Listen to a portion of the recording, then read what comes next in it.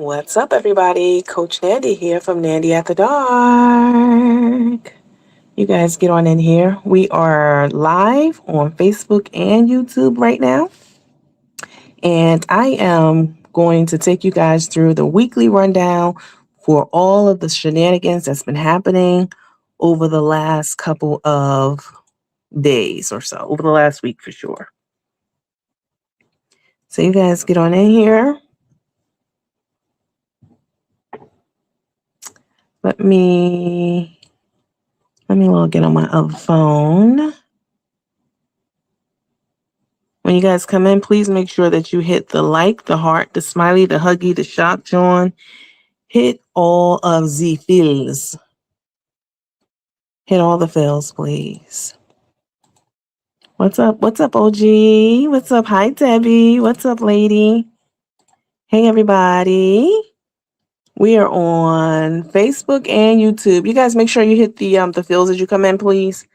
Make sure you hit the heart, the huggy, the smiley, the shock, the laughy. Hit all the fills. Hit them all. Run through them all. La la la la la.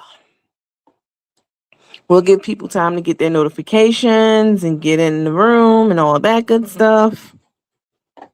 What's up, you guys? It's been a long time since we've done like a formal live. Let me see. Let me make sure. Let me log on to.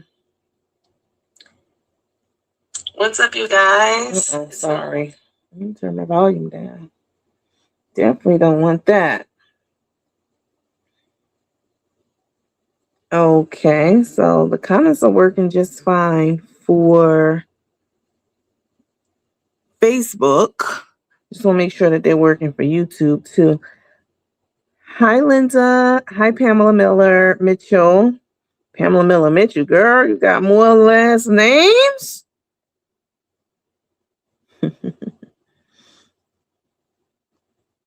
I'm not gay, but I say that I am. 'Cause I'm gay for pay. Y'all remember that song? I was going through like some of our intros and videos and cover photos and all that stuff on like through this app that I use to like manage all of our stuff.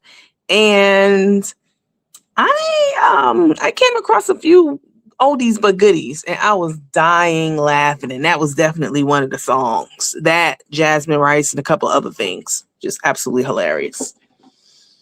Let me log on to YouTube on this device. What's up, you guys? Make sure you hit all the fills as you come in, please. And thank you. Let me see.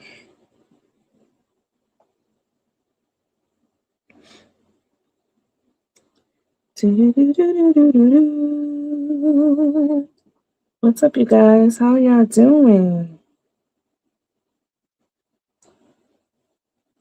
I could have sworn that I logged into YouTube on my other phone, on my secondary phone. What's up, everybody? As you come in, we'll give people a little bit more time to get their notifications and start filtering in. As you come in, please hit all of the fills. If you are on YouTube, because we're on both platforms tonight, if you're on YouTube, please make sure that you hit the thumbs up. If you are on Facebook, hit the like, the heart, the smiley, the huggy, the shock, the laughy. Hit all the fills. Go through all the emotions. Get in touch with your inner self. Huh? Can you do that? Let me see. Get in touch with your inner self, child.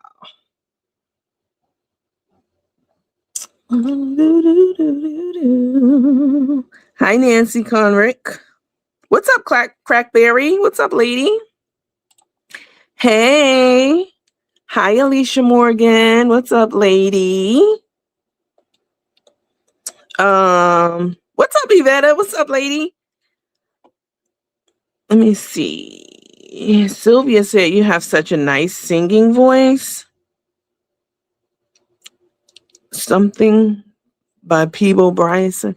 Peebo Bryson, yeah, he passed away. He's not in our weekly rundown. We're only covering a few things in the weekly rundown. We are going to be covering, but he is definitely missed. He's definitely an OG in the game. So, rest in peace to Peebo. But we will be covering on this rundown the Cardi B. I'm a big fan of Cardi B's. I am from up north. I'm a northern girl. So, I totally get it. I understand how she could be misunderstood sometimes. We're going to get into some things. We're going to talk about Cardi B and Latto and the Latto beef. I do have the leaked phone call that started the whole beef because it's kind of hard to find it online, but I did find it. I do have the leaked phone call where Cardi was going ballistic and it started the whole beef, a very high profile beef online. Cardi's a superstar now, and I'm a big fan. I'm a big fan of Cardi's. I'm a big fan of hip hop, R&B, and rap. Everybody knows. If you've been watching this page long enough, you know this about me already. So we're going to talk about that. We're going to talk about the Rick Chow shooting and how he unalived the 14-year-old young man. We're going to talk about that and kind of some of the, what's next? Like, what's next steps? Because he was acquitted and it's a big deal. It is a very big deal. So we're going to talk about that. Of course, we're going to cover Pap and Scrap just a little bit, a little fun shade.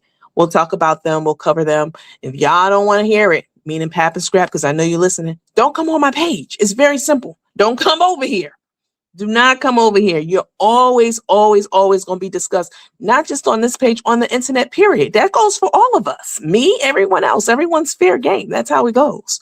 But I do want to say something about the whole Pap and Scrap thing. You guys, make sure you hit all the feels as you come in, please. I would definitely appreciate it.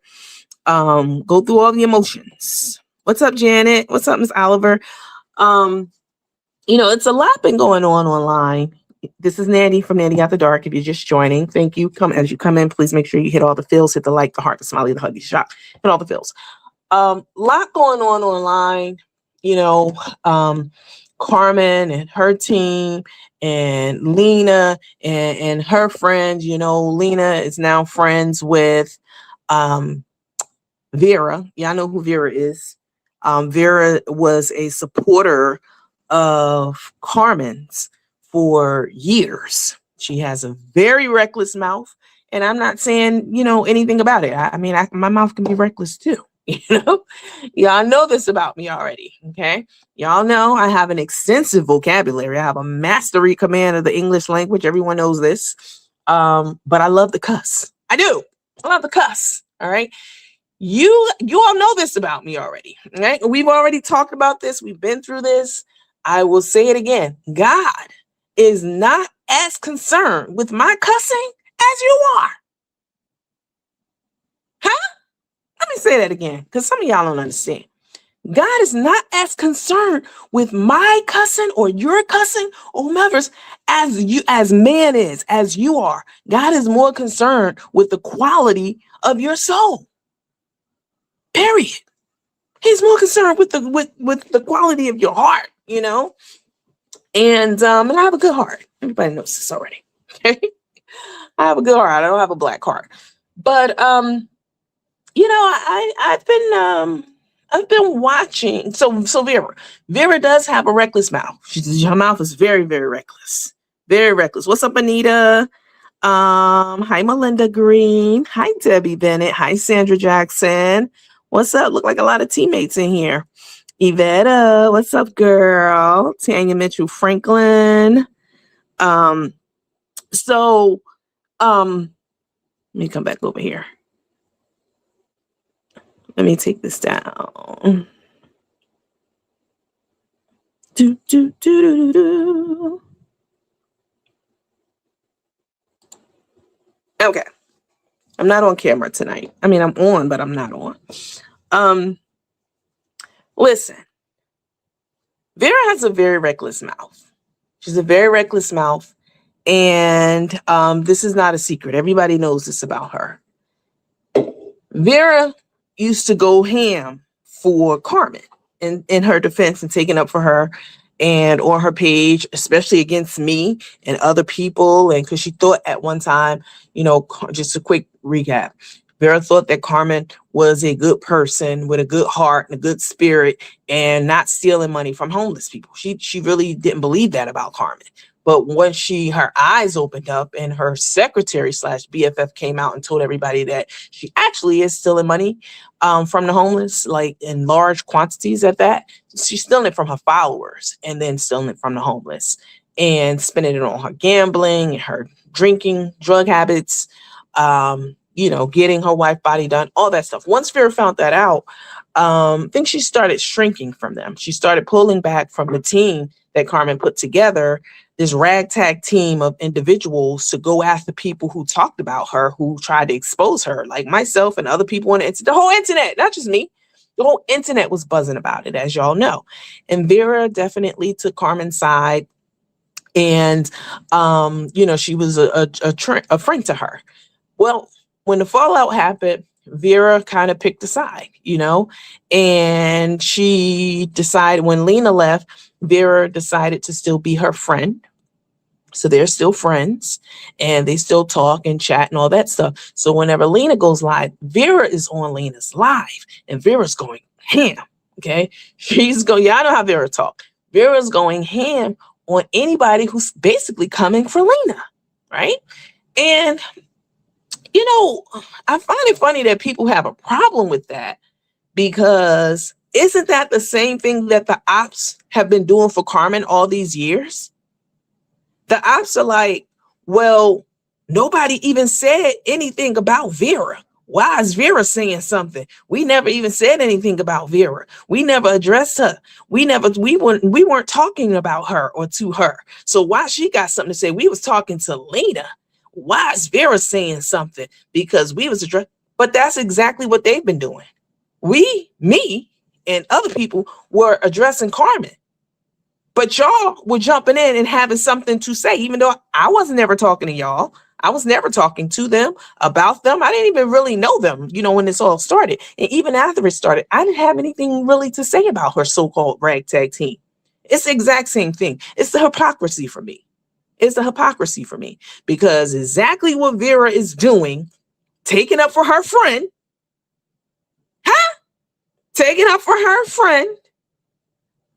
that's what they were doing for Carmen. It's the exact same thing. So just me watching this back and forth between them, whenever I can, catching bits and pieces of it, I've caught enough of it. It's crazy because it makes you look at yourself. For me anyway, it's made me look internally at how I'm talking, what I'm saying online, how deep I'm getting with it online. Like I said, one of Carmen's team members was telling, wishing death on some people and talking, really just praying, not wishing for it, but praying for it for like 30 minutes. It was a long time. And it really, and people can do what they want to do on their page. I don't even care.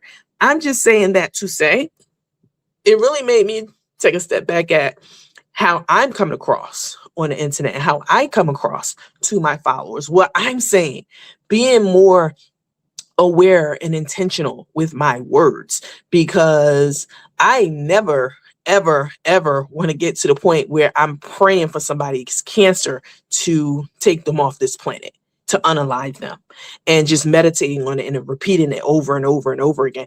I don't want to get to that point myself. First of all, I would never get to that point, but I don't want to even be in the same ballpark as that, is what I'm saying. So, we've talked about Carmen and Tay over the years. You guys make sure you hit all the feels, please, the like, the heart, the smile. We've talked about Carmen and Tay, and we're still going to talk about them. We're still going to cover them. I mean, they steal from homeless people and millions of dollars and spend it on frivolous stuff. But, to the point where I'm getting,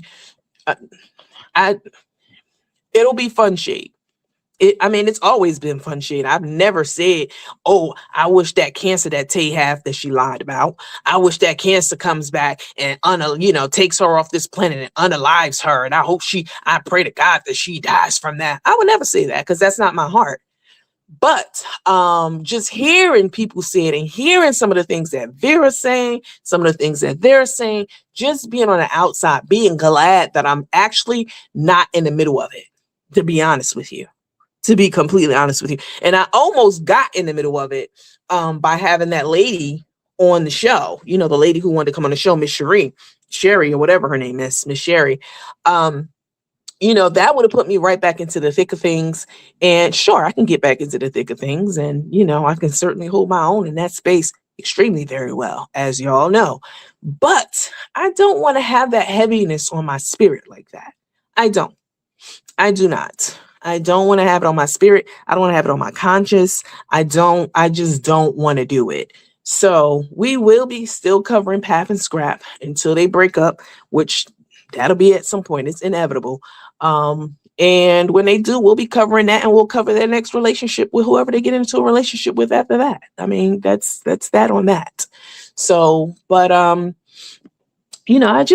hope that, Carmen's team and Lena and Vera and all of them who are into it and going back and forth, if you're going back and forth and it's light shade or whatever, that's one thing. But some of the stuff that they're saying is like really getting deep, and a lot of it gets twisted and blown out of proportion. Like one of the things that Lena said was that, so y'all know that Carmen, for those of you who don't know, who may be just tuning into this broadcast or who are just kind of catching up, maybe you just started following, but we started this page 4 years ago. I started this page, and I started because Carmen is a chef in Georgia, and I used to follow her, just extremely high level. We won't get down into the weeds on this. I promise you, I'll do it in less than 1 minute. Carmen is a chef, a so-called chef, and she was collecting money at once, and she had a huge following. I was one of the people who used to watch her food videos. She put food videos online, and she drew a large audience because of that. And so we started following her, and she started asking us for money to send in, monthly. It was $5 a month, to feed homeless people. And she was getting millions of dollars. And then we figured that it just became suspicious, very suspicious, that she wasn't spending the money on homeless people. She was spending it on herself. She was keeping the money. She was stealing it. And then she got a woman who act like she liked her and came into the picture and started hustling Carmen the same way she'd been hustling the homeless people. So it's a circus, it's a freak show. And so we've covered it extensively over the last 4 years, so much so to the point where Carmen said that she wanted to kill me, and she went and lied on me and had me thrown in jail. Y'all already know the story on that. She's trying to get the page shut down, so she made up a lie and had me put in jail. Like, I've been to jail over this. It's just crazy. So anyway, Carmen and Tay I'm saying all that to say, just to catch people up on why we talk about them and that they are always going to be part of this show. But I'm not to the point where, I'm not going to get vicious to the point where, I see this back and forth is between Lena and Carmen and her team. Oh, what I was going to say was the seniors. Lena made a comment about senior citizens. And the reason I gave that whole Carmen rundown is because I wanted to introduce people who don't know about Carmen. I wanted to introduce them to who she is, and then carry on with my next comment and part of the conversation, which is Carmen has a lot of senior citizen followers. She has a lot of elderly followers because, again, she started out as a person on the internet. You guys make sure you hit all the feels, please. The heart, the like, the hug, the shock, the smiley. Carmen started out on the internet cooking food. And who's at home watching food videos? And even if you know how to cook, which I know how to cook very well, and a lot of you do too, but a lot of us still tuned in and watched her show. So she had a huge following, and a lot of them are seniors. She's mostly was on Facebook. So that's like a older person's app, 40 and up. use, Facebook. She acquired a lot of seniors over the years. So one of her former followers, who was Lena, she was her best friend, who fell out with her for whatever reason. But then she also revealed that Carmen, in fact, was stealing money, just like I said all these years. And they were calling me all these names, saying all this stuff and bringing up my stuff. You can bring up my stuff. I never said that I was perfect at all. No one on this internet is perfect. Yet you all still have your mouth open and talking about people. So how is it different when we do it over here? It's not. It's the exact same thing. You're doing the exact same thing. Maybe not as well, but you're doing it. Anyway, I digress.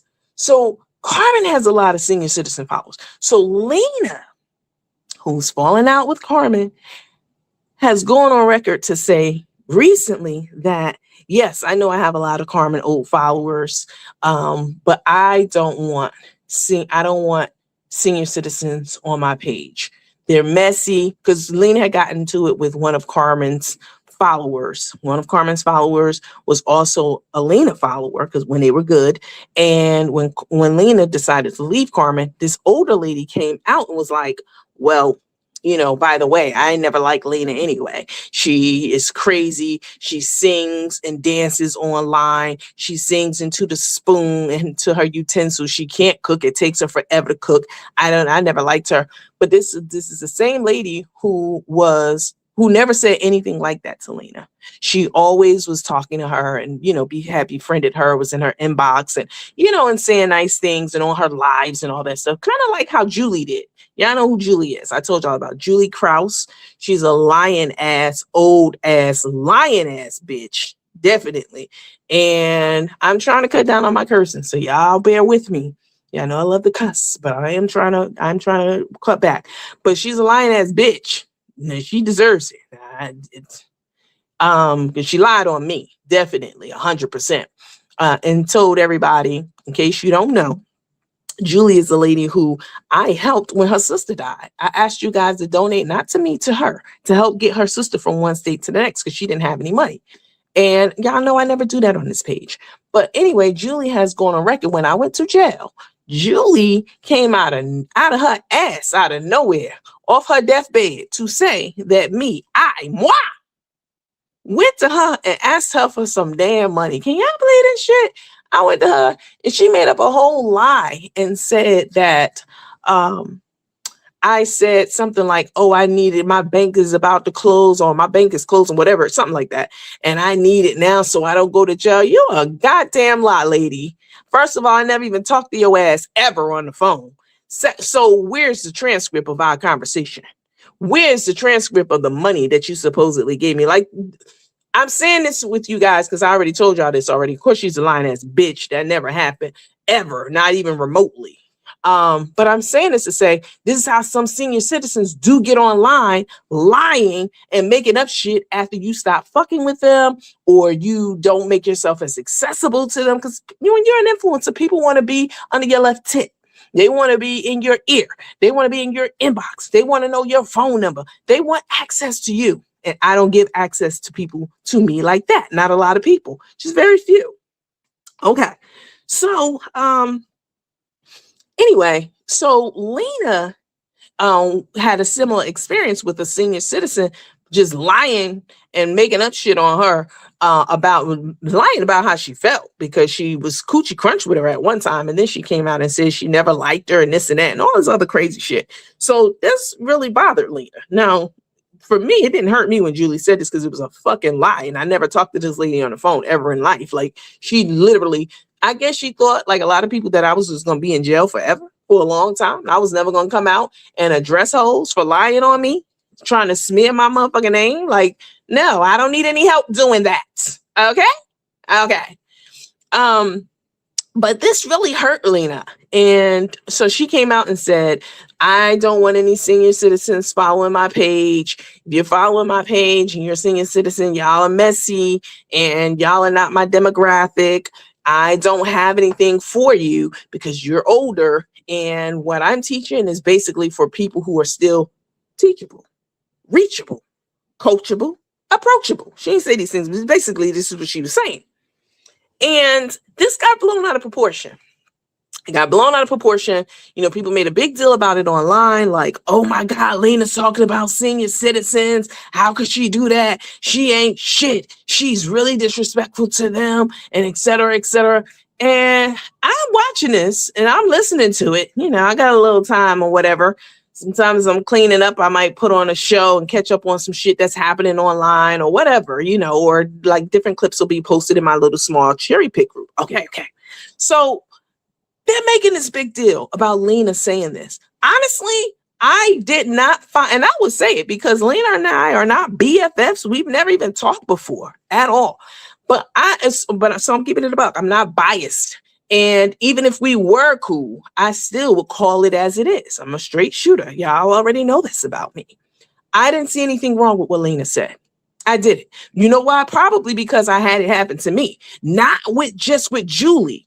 Also with that Alfina, whatever the fuck her name is, that lady who lied when we were selling the tickets for the show with Tay's mom and came out and said that I charged her credit card more than 1 or 2 times out of over 1,000 people.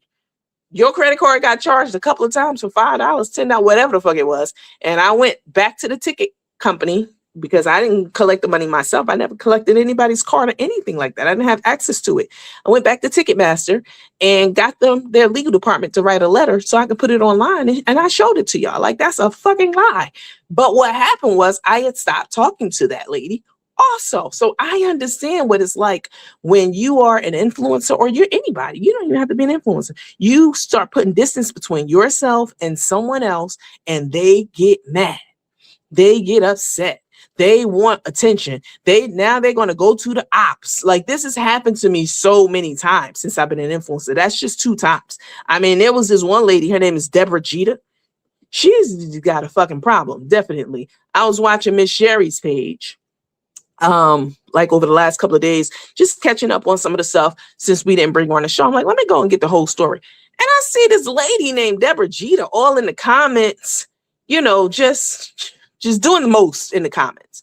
Now, Deborah Jeter is someone who was in one of my small groups. Before I started this page, I had a small group. Okay. And a lot of stuff that was out there about Carmen and Tay, came from my small group. We were doing a lot of research behind the scenes and pushing out a lot of, facts and information about Tay, about them, the whole Tay breaking into the database where she was working at that catalog or that store, and she broke into their customer base and got that man's number that came, went into the store, Mr. Mobley. Customer went into the store and she liked him. When he left, she went in the system and got his phone number and called him and shit. That came from my small group. Okay. A lot of stuff came from my small group. Okay. Deborah used to be in that small group. I told y'all this already, so I'll keep it high level. She used to be in that small group. And we were cool. We would talk on the phone, me, her, and another lady. I can't remember her name, a Caucasian lady. We were mad cool, the 3 of us, because there was no Carmen and Tay shit out there at the time. We were the group, period. And so it was just us, and we would talk, and we would be talking about Carmen, we were talking about Tay, and the shit that was happening, unfolding. It was crazy. And Deborah did one thing in that group that I did not allow, which is, if you're in any small group that I'm in, if you're in one of my larger groups, like I have a larger group on here also, and they can do whatever in that group, almost whatever. Sometimes we do put people out of it. But if you're in like cherry picked, y'all know that's my small group. It's a small group of people who I really fuck with on this internet, right? They post a lot of things in my group and they keep me up on what's going on online. I've never had a leak in the group. If I thought somebody was leaking something, I looked through who's active in the group and who's not. I put people out, that kind of shit. Okay. So in this small group, I had a rule. And the rule was, which is completely, I think, reasonable, don't share certain things, really anything from this group, unless it goes through me and we agree, or me and whoever else. If somebody found it and they want it put out there and they want their name on it, then that's fine. But don't just share stuff that we are posting, like people's personal thoughts and stuff like this in this group about Carmen and Tay and shit. Because this was brand new when Tay had first had on that black dress. We were on the scene in this small group. So this was a very strict rule. Don't post anything outside this group into the greater internet, to the general public in the internet. Well, I was very vocal about this. Y'all know I don't mix words. And Deborah took it upon herself to take somebody's post with their name on it at the top at that. So everybody knew who authored it. And she published it into another group. And I didn't even know anything about it because to this day, I still have never been in any of those groups. And that's on God, like for real. The person whose post she took out of our small group was in that other group. And because once we start pushing things out, then groups start cropping up, right? People starting groups, all these debunking groups and all those groups. They came about after definitely our group. And so Deborah had posted something in one of those groups, and the person whose post it was very upset. They reached out to me. They were mad. They were pissed. They were angry, upset, and she broke a cardinal rule. So I reached out to Deborah. Yeah, I know how I am. I'm when I want to be, I'm tactful. Okay, very tactful. Yeah, I know I'm professional. And I really had a soft spot for her because she's an older Black woman, old enough to be my mom for sure. She would tell me about her brother who was diabetic and how he lost his life to that. She would tell me about her sexcapades and shit, all this kind of stuff. And we would really be on the phone, like talking. And I really liked her. This was the whole thing about it. So I understand where Lena's coming from. I'm saying all this to say. And I crafted a nice note to send to Deborah. I didn't just kick her out and block her. I didn't do that. I didn't cuss her out. I didn't say, why the heck you do this? I didn't do that. I didn't do that. I sent her a nice note. I even probably said, Dear Deborah. It was a very nice note. Very, very, I was handling her with kid gloves, very much so. I told her, regrettably, I had to put her out. The girl was upset. You know, she violated the rule. We would talk about it on the phone for hours, this rule, so she knew what it was. And I was very, very kind about it. And no matter how kind you are to some people, no matter how tactful you are, how professional, I didn't have to be fucking professional. I'm not at a job. I'm not on my job or in corporate America. Like I could have cussed her out and just kicked her out or not said anything, but I didn't do that. I even called her. I was very tender about it. Very much so. Tenderism. Okay. Very much so. And she still got mad. To this day, this lady will talk cold cash shit about me on this here internet. To this day. To this day, I ain't never did shit to this lady at all, other than what I just told you, and that's on God. But when you put distance between yourself and other people, they can't handle it. They can't handle it, and that's very unfortunate. So, but Deborah be doing the most on this here internet, trying to call Child Protective Services. She called them on Rico, and she's trying to call them for Darnell's uncle. Call them on him, and Lena at one time was saying that somebody had called Child Protective Services on her grandson. Y'all remember that? They kept calling on her. And at the time, Deborah was very active on Nikki's page, Irie's page. And she was saying, oh, I'm going to call Child Protective Services on for Rico and this and that. And then shortly after that, Lena was saying somebody was calling on her grandson. I wouldn't be surprised if it was her. I wouldn't fucking be surprised. That's her MO. She's trying to do it still to all these years later. She's still trying to do it to his uncle. And that I don't agree with that.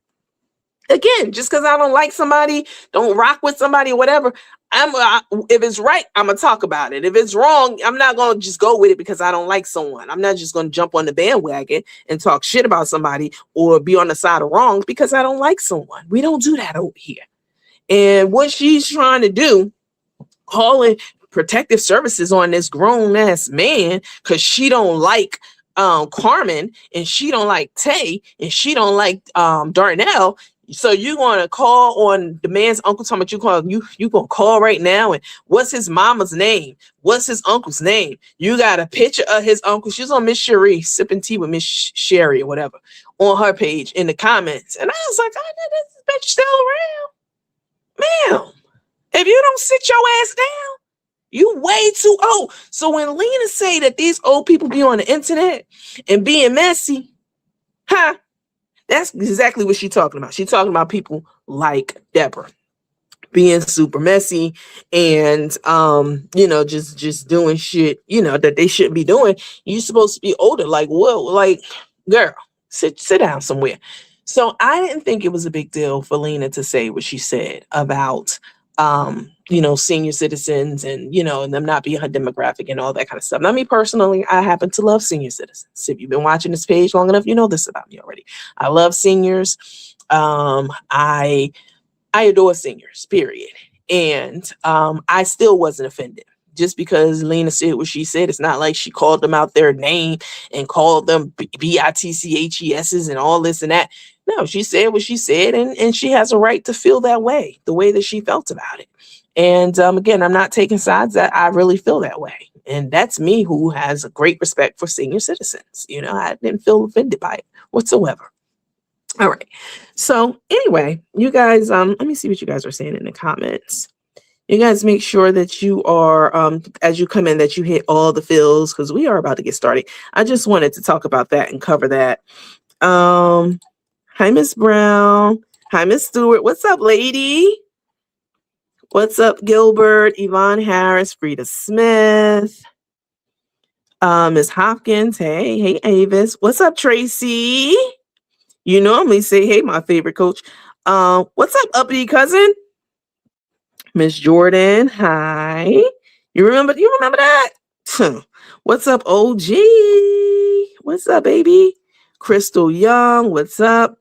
Okay, let's get started. Let's get into the show. It's been a long time since we've had like an official live. So I just want to remind you all not to put stickers on the page. Y'all know I do not like that. Everything that we say is allegations. It's alleged, allegedly. We accept everybody over here. I don't care if you're Black, if you're white, if you're Puerto Rican, Mexican, Hispanic, whatever you are. We accept you over here. If you're gay, you straight, you ugly, you pretty, you tall, you short, you skinny, or you fat. I don't give a damn. Come one, come all. Okay? Everybody's welcome over here. As long as you keep it cute. Don't get in my comments trying to get cute with me, because baby, I'm going to get cute with you. So don't do it. Okay? I'm going to get cute back, and then I'm going to block you. And clearly you like it over here because you came over here. I didn't click on your page. You clicked on my page. So let's establish that. Let's make sure we clear on that. All right? Okay. All right, you guys. It's a lot that's been going on in the news. It's been a lot. So I want to start with, I know we have a lot of people who are on our page who are, into pop culture and what's happening on the internet. Even some of the older people are into it. So Cardi B, as you all know, she is a rapper. She's from the BX. She's from the Bronx, from the Boogie Down. And she has blown up. This is a picture of Ice Spice. That's not a picture of Cardi B. But Cardi has blown all the way up. Let me pause this. I'll put you up, but I'm gonna pause you.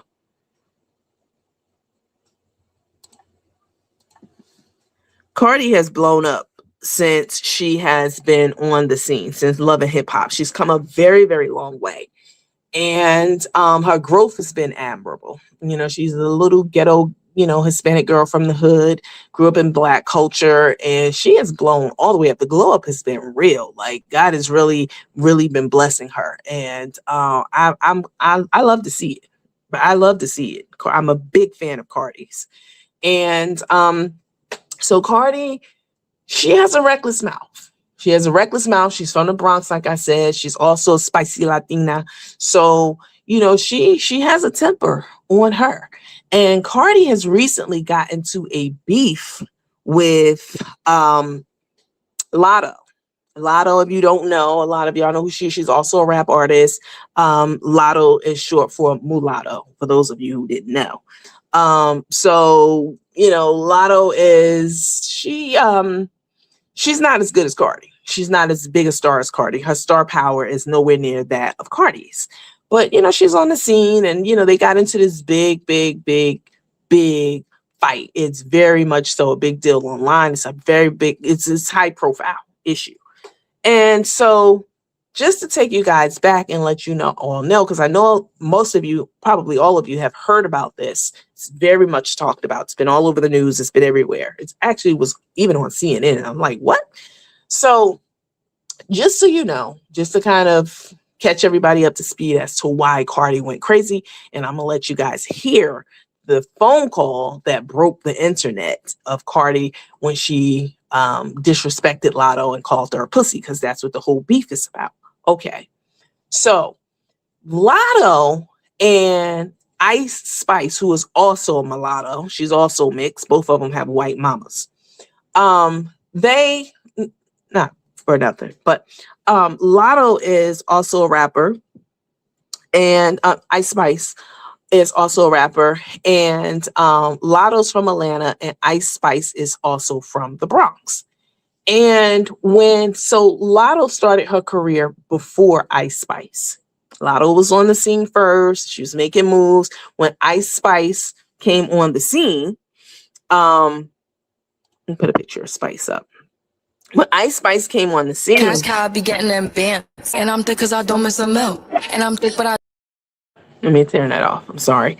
When Ice Spice came on the scene, she started doing things like she came out with this style, like this Y2K style, like retro style. And Latto, who was already on the scene, started copying her. She started copying like her signature bend over pose, and a lot of the things that she was doing and saying, she was mimicking. She was copying her very much so. It was so obvious, like the internet was going crazy over it. Like, why is she trying to be like her? Like, you already was on the scene, like create your own path. So Ice Spice was like, yeah, why is she copying me? Like, I can't stand people. I dislike people who don't have their own identity. And I feel it on that, because y'all know there was a time 2 years ago, 3 years ago, and we was heavy on this internet, on this page. Like, all of them was copying off of this page. It was absolutely so ridiculous. It was like, let me get off, let me not log in for a couple of weeks and see what the hell they do. Because you don't even have, like, you need the blueprint in order to do what you do. And Nikki, you cool with me. I don't have a problem with you whatsoever. I wish you well wherever you are. I'm not calling out your name. I don't have a beef with you, despite all the stuff you've said about me and done towards me. I don't give a damn. I don't care. But you definitely was jacking our style on this page. Everything we did and said, it was freaky. That's how crazy it was. It was freaky. It was scary as hell. But she wasn't the only one. You know, all of them were taking things from this page and, you know, copying off this page. It was just crazy to see, you know, what they would do or say next, or, you know, whatever. So, you know, this really bugged Ice Spice that Latto was copying off of her. So they got into a beef with each other. You know, they started doing diss tracks, and, you know, they got into a big beef, and they're still actually beefing, you know, really to this day. Really. And so big beef between the two of them. And Cardi, of course, everybody knew about it. The whole world knew about it. Okay. So Ice Spice was making subliminal disses towards Cardi B. And I'm going to play a little clip for you guys to hear what that sounds like and what she said, and, you know, etc. The reason that the phone call happened, the reason that, you know, Latto made the diss track, and why it's a big deal today, all over the news and everything like that. Well, Latto didn't do anything. Latto basically caught a stray, okay? Because the issue was that Ice Spice said some slick stuff on a diss track for her new album that recently came out, and she was clearly talking about Cardi B. Very subliminal, but very still direct. And Cardi and the whole internet was like, she's talking about you. Like, it was very obvious and blatant that she was definitely talking about Cardi. And so when Cardi heard it, she went ballistic. Let me let you guys listen to it. I'll play a small piece of it. It's just it's like 10 seconds or so. But this is the clip that sent Cardi over the edge and made her call up Ice Spice's team and went crazy on them. Her mouth is reckless, I must warn you. So I want to play that phone call that leaked after we listen to this clip, and then we'll talk about it and weigh in on whose side you're on. Are you Cardi? Are you team Cardi? Or are you team Latto? Because Latto didn't have anything to do with this. Latto, I also need to say that Latto and Cardi, I was about to say Carmen, Latto and Cardi were like BFFs before this phone call got leaked. They didn't have any issues. They weren't fighting. They were cool. They messed with each other heavy, as they like to say. Very much so. But you guys make sure you hit all the fills, please. But Latto, she caught a stray, basically, is what happened. So let me play the clip for you of Cardi just minding her business, and then all of a sudden she hears Ice Spice taking these shots at her, and she responded to that. So this is what Ice Spice said.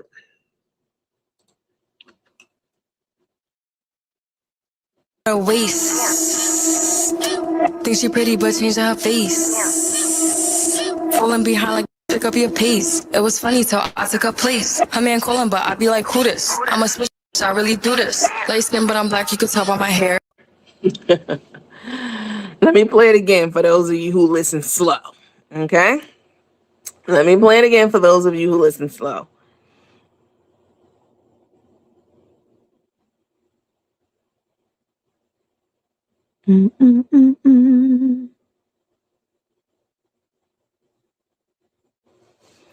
She said, you know, she mad because I took her place. She said, you could tell I'm black. You can look at my hair. You can tell by my hair that I'm black, you know, insinuating that Cardi herself is not black, which is absolutely ridiculous. She's talking about her man calling her. Cash house and they going on rants. Cash cow, I be getting them bands. And I'm thick cause I don't miss a meal. And I'm thick but I don't got a waist. Think she pretty but changing her face. Falling behind like pick up your pace. It was funny till I took her place. Her man calling but I be like, who this? I'm a switch, I really do this. Light skin but I'm black, you can tell by my hair. So Cardi took this as a direct shot towards her. No mistake about it. The whole internet did. Everybody was like, she's clearly talking about Cardi. Cardi got mad. She got upset. No, she never said Cardi's name, but everybody knew who she was talking about. That would be like Taterhead making a diss track about me and not saying my name. Okay? That would be like Taterhead saying some stuff that she knows applies to my life and, you know, acting like she didn't say anything. This is what she does. And I told you she did this, last week sometime. She was making subliminal comments about pain pills and etc. Like, you hurting me, girl. You not hurting me. You hurting some of your followers probably, but you not hurting me, sweetheart. But that would be like Taterhead coming out with a rap. You know what I'm saying? Like, look at this bitch. She popping pills. She can't even pay her bills. She getting online looking like bones. You know, we're going to hit her up and call her on the phone. All that kind of shit. You know, if she made a rap like that, I would be like, oh, she's talking about me. You know what I'm saying? And this is exactly what happened with Cardi and Ice Spice. She was like, oh, shit, she's talking about me. Y'all know Cardi is, me personally, I don't care. They can rap, sing, you know, take their little, subliminal shots or whatever. I know who I am and I know whose I am. So you can't hurt me, sweetheart.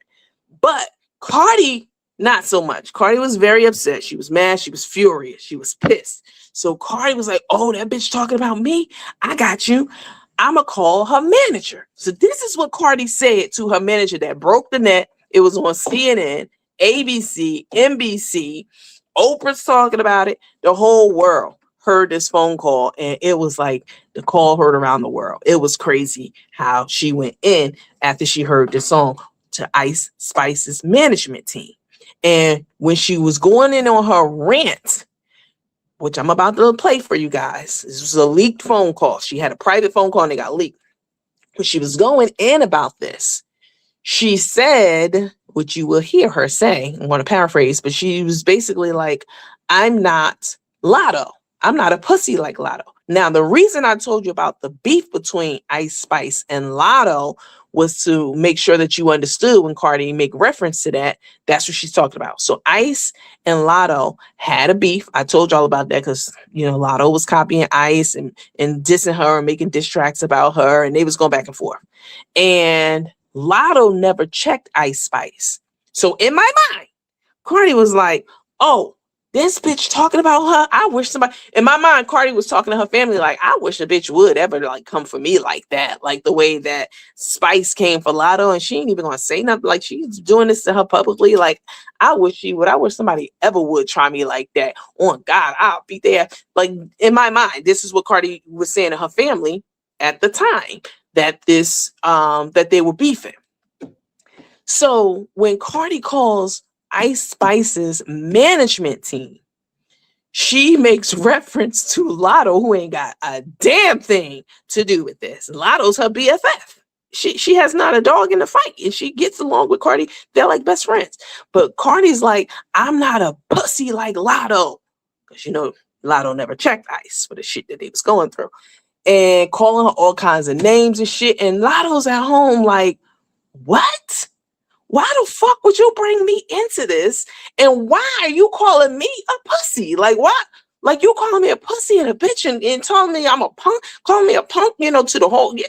Like why would you do? Okay, let me let y'all listen to it and y'all let me know what y'all think.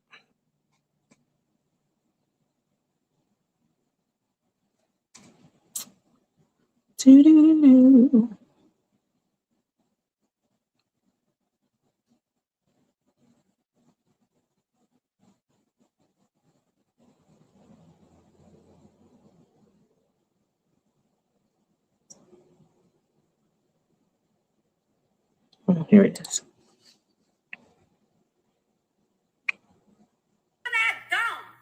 Why you want to act dumb? Trust me, I really don't know. You don't know? I'ma show ya. I'm not Latto. I'ma beat her the fuck up. I'ma knock her the fuck out. Oh yeah. I'ma beat her ass. I'ma get riot beat up by my niggas. Y'all gonna see what the fuck is up. You think I'm fucking pussy ass Latto? Sorry, tell me what you say. Yeah, I don't know. I'm on vacation. Bro, I don't gotta fucking tell y'all shit that she said because y'all know exactly what the fuck the bitch said. Go on the phone right now. Go on the phone right now.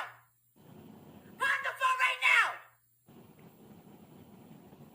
Can you patch an Ice Spice name so they can speak? She's about to do this Empire State joint. Nah, she about to get. Oh, she in New York? She in New York? Try to link up. Try to link up. Try to link up. Try to link up. Where you at? Where y'all niggas is at? Where y'all niggas is at? Where y'all niggas at? Where y'all niggas at? Where y'all niggas at? Are you gonna tell me what she said? You know what the fuck she said, nigga? I'm gonna tell you what she said. Y'all wanna fucking act stupid? Nigga think I'm Latto? You think I'm naked? I'll beat you the fuck up. Oh yeah, I'ma beat her ass. I'ma beat her. Any red carpet, any fucking show I see her, any fucking event, I'ma fucking beat her. I'ma go in that mouth. I'm going in that mouth. I told you before, I don't have a problem with her. Lord. I told you before, I don't have a problem with her. I always tell me what I told you about her thing, about the verse with Cash Go Bang. Yo, y'all need to work it out. Y'all need to work it out because you need to be on the song. Y'all want to fucking play in my face? I'ma beat the shit out of her. I'm not like none of these rap bitches. I'm not like none of these rap bitches. I'll fuck all y'all niggas up. Cardi, hold up. James, what happened to the verse you was supposed to be doing? Fuck the verse, nigga. Shut the fuck up. Ain't no fucking verse. I'ma beat her. She did it. She couldn't like. No, I'ma beat her the fuck up. Okay? Y'all niggas think I'm playing? You think you? I'ma show you. I'ma show you. I don't give a fuck who your daddy is, nigga. Talk to Ice Spice. Let her know she has an issue now. An issue? She have an issue. She gonna get beat. Woo! Y'all heard her. I mean, I understand Cardi. Like I said, you know, we're from the same background. You know what I'm saying? We're both two Northerners, New Yorkers, Jersey girls, whatever. I understand her rhetoric. I understand how mad she is. Like somebody that you're not messing with them, but they're coming for you and they're doing it in a very public way. I understand what she's saying. I get it. But what Cardi has to understand is that everybody's fair game. You can talk about anybody on the net. Anybody can come for anybody, anyone. I don't care that people talk about me. I talk about people. This is the internet. This is how it goes. But I do understand Cardi, the disrespect, that she felt from Ice Spice. She felt very slighted by her and very disrespected, as you heard just now on the phone call. And, she said she was going to beat her up. And she also said, which Latto didn't have anything to do with this. I'm not a pussy like Latto. I'm not a puss in boots. I'm not Latto. I'll fuck you up and blah, blah, blah, blah, blah. So Latto heard this. Of course, everybody in the world heard it. Everybody heard it. And everybody was talking about it. It's a big deal. So, and this was a private phone call, mind you, that Cardi had. And it got leaked. Like the management team over there leaked it. They said they didn't, but that's a lie. She said, so if y'all didn't leak it, then that Teletubby leaked it. She was talking about Latto. She was like, it was just me, you, and her on the phone. And anyway, so Latto hears this and she's mad. She's upset. Like, what the F? Like, I didn't have anything to do with this. You and I supposed to be mad cool. We're like sisters. We're tight, and you're going to like talk about me and trash me like that and throw me under the bus. You never thought this conversation to see the light of day, but you shouldn't be talking about me like that behind my back. In my mind, this is what she's thinking. But she's mad. Like, the whole internet's going crazy. And so when the phone call came out here recently, Cardi issued an apology and said, I apologize. I just let my mouth get away from me. I really messed with Latto the long way, and I'm going to buy Big Mama a bag to apologize. Now, a bag, for all of you who are older, no, we're not talking about, a grocery bag or a shopping bag or a Coach bag or a Michael Kors bag. We're not talking about those kinds of bags. We're talking about Hermes and, Chanel and, those kinds of bags, up in the tens of thousands of dollars type bags, pocketbooks, purses. She said she was going to buy her one, to apologize for the disrespect and, like really, really apologizing to her because it wasn't warranted and she really didn't deserve it. And so this is what Latto said in response to that, like yesterday, I think this was. So Latto goes, I want to play that piece for you guys.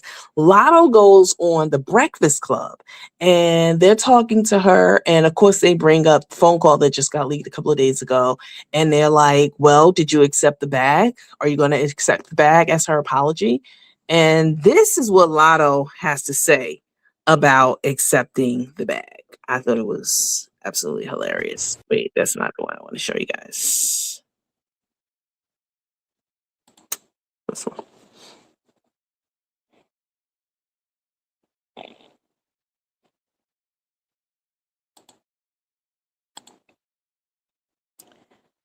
This is what I hate about StreamYard.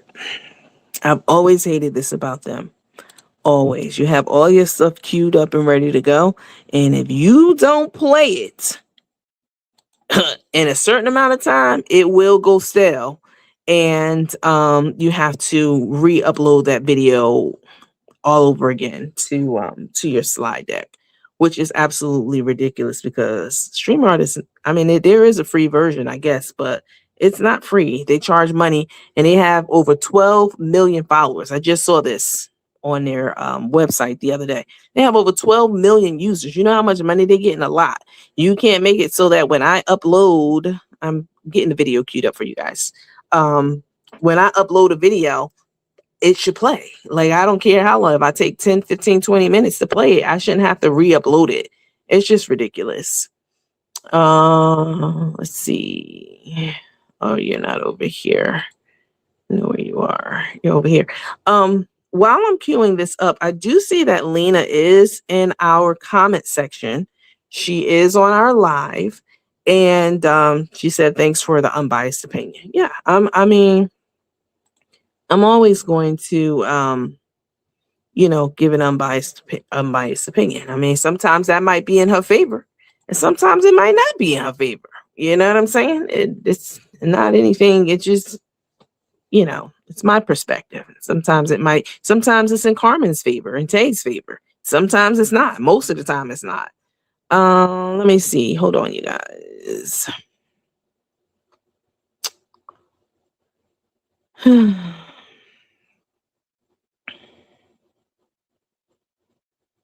Here it is. Okay, so this is the video of Latto's response to the leaked phone call and Cardi's apology, saying that she apologized and I'm gonna buy you a purse and I'll buy you a bag because I was wrong. I shouldn't have said that about you and blah blah blah blah blah. This is Latto's response to that.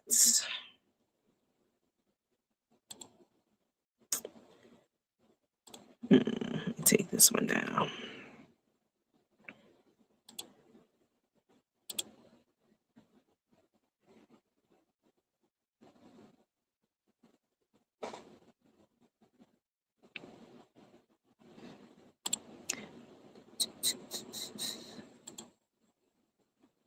I promise I had it queued up.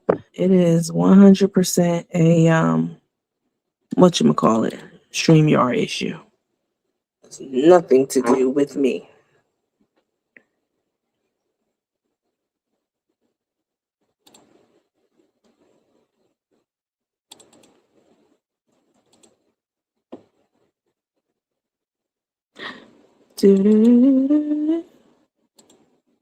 Oh, there we go. Like, why is it not uploading?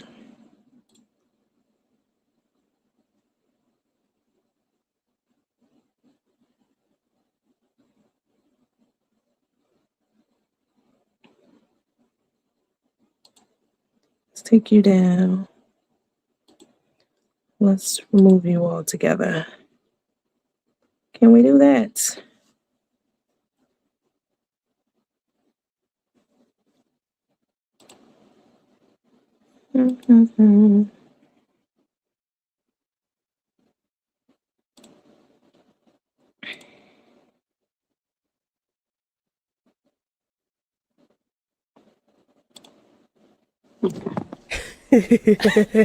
So are you not still going to accept the bag from Cardi?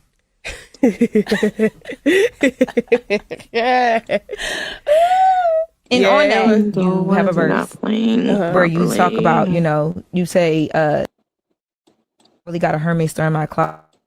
Mama bag ain't already bought it. Like my nigga ain't already coming off racks. Big bank. Let me take you down. Cherish the day. Won't go astray. Won't be afraid. I want to play Latto's response if StreamYard can get it together. And then I want to know what you guys think about it, because this is a very hot topic right now. You would think it's not, because it's just a bunch of, it's two women, just spewing nonsense about each other. And, here it So are is. you not still going to accept the bag from Cardi? And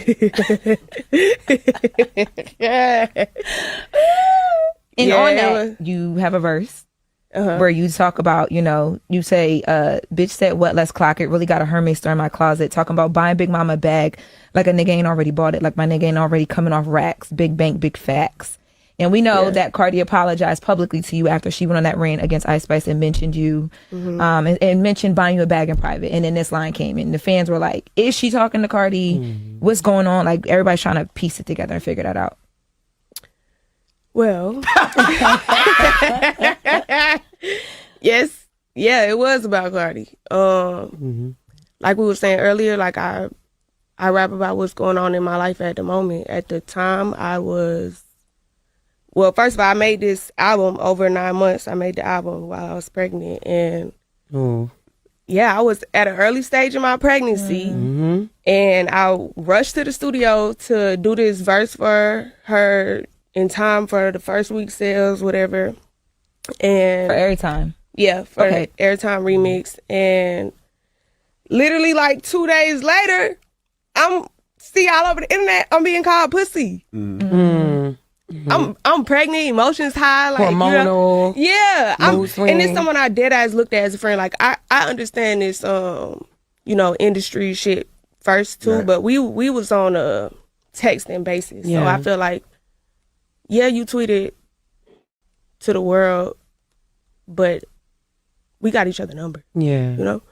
So y'all had never talked personally after that, around that? So then, like, probably like 2 months later, something like that, she did text me, but by that time, I'm like, that ain't even like, I'm not even thinking about that shit no more. You know what I'm saying? So Have y'all spoke since then? Since the song has dropped. They haven't spoke since the record came out. Nope. Would you be open to the conversation, or you just? Yeah, Okay. I'm open to the conversation. When I don't know, cause I got a baby now and some more shit. Like I got life. So that was Latto, and she said yes. She was talking about Cardi, like, I don't need you to buy me a bag. Like, my nigga has money, and like, no, like, what you did was foul, and the bag is not gonna fix this, basically.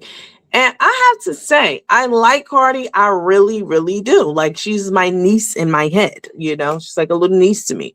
But Cardi was wrong. She was definitely wrong. I'm a very, very, very loyal friend. If I'm friends with you, I'm not going to talk about you behind your back. I'm not going to go to a source and talk shit about you, no matter what happens. I'm not going to. So the fact that she even brought Latto's name up in that rant is crazy to me, because Latto had nothing to do with it at all whatsoever. And she called to, you know, pussy a couple of times in that rant. And I love Cardi, but I'm on Latto's side on this. I'm definitely on Latto's side. Let me know in the comments whose side you are on. You know the beef now. You got the ins and out. You heard the leaked phone call. You heard the response. I told you what the apology was. I'm on Latto's side. I'm on Latto's side. Like I said, I understand Cardi being mad at Ice Spice, you know, for being out of pocket, but Latto had nothing to do with that. And so, and Cardi acknowledges that. She has since apologized for it, and, you know, offering somebody a bag. And she called her too, but she said that she didn't answer her phone call. So I hope that they can piece it up, though, because they're both very talented. I mean, in my opinion, Latto's nowhere near Cardi. I wouldn't say nowhere near, but she's not on Cardi's level. Definitely not, from a skill set level to even looks, as far as I'm concerned. From skill set to looks to just everything, you know. Cardi to me is miles ahead of Latto and certainly Ice Spice. But even with that said, you know, I rocks with Cardi, but she was wrong. You know, again, I'm on the side of right. If you are wrong and I rock with you, I'm gonna tell you that you're wrong, period. If you are, and you can accept it or not accept it, we can move on. But if you are, if you're right and I don't like you, I'm still going to tell you you're right. You know, I'm still, if you're wrong and I like you, I'm going to tell you that you're wrong, you know. And so, yeah, Cardi is wrong. Let me see.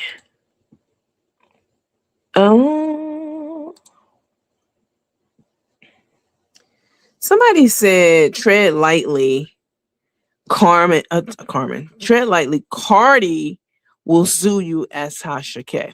So Tasha K got sued because she said some things about Cardi that were, first of all, she went for her family, and she said some things about Cardi that were not true at all. Like, she just completely made them up and pulled them on her ass, like what Julie Krause did to me. You know, that was it wasn't like part of some kind of truth based, you know, in some way, fashion, or form. She literally just made it up and pulled it out her ass. Like with Tasha K, when she said that Cardi had HIV and all this other stuff, like, that's just crazy to me. But just talking about somebody online, no, I mean, you literally, that's the First Amendment. You can speak and say whatever you want in this country, you know, but when it comes to the point of, now you just pulling stuff out your ass and you talking about people's family, and the judge told her to stop and she didn't stop. That's the piece. You know, it's kind of like with the Carmen and Karina thing.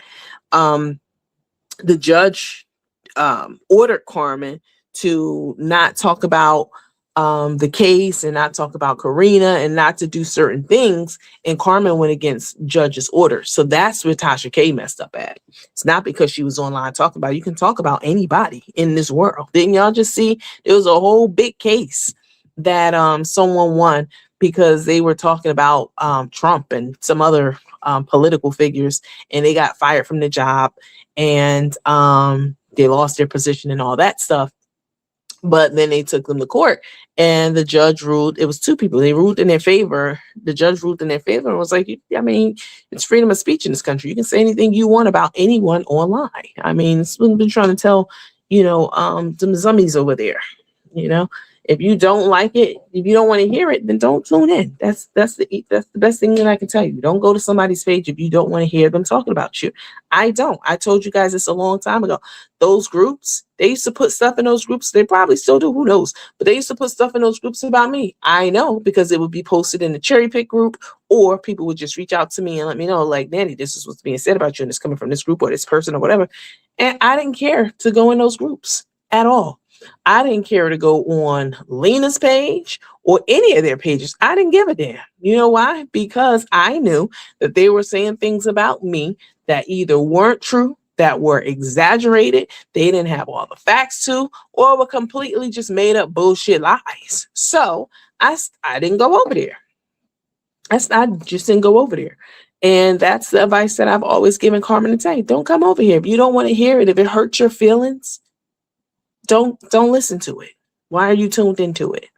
So that's what happened with the Cardi B thing. So another thing that I wanted to get into with you guys and talk about with you guys is the case of the Asian gas station owner shooting, killing, and getting away with and being acquitted of the charges of a 14-year-old young Black man. I'm just so upset about it because this man, his name is Rick Chow, and this is his third time shooting someone from the African American community, the Black community, at his gas station. This is his third shooting. This is his third time, and he'll do it again, definitely. But as you guys know, the story goes that the young man was in the store, and he was accused of stealing a bottle of water. And so he left the store. He said, I don't have anything, and he left the store.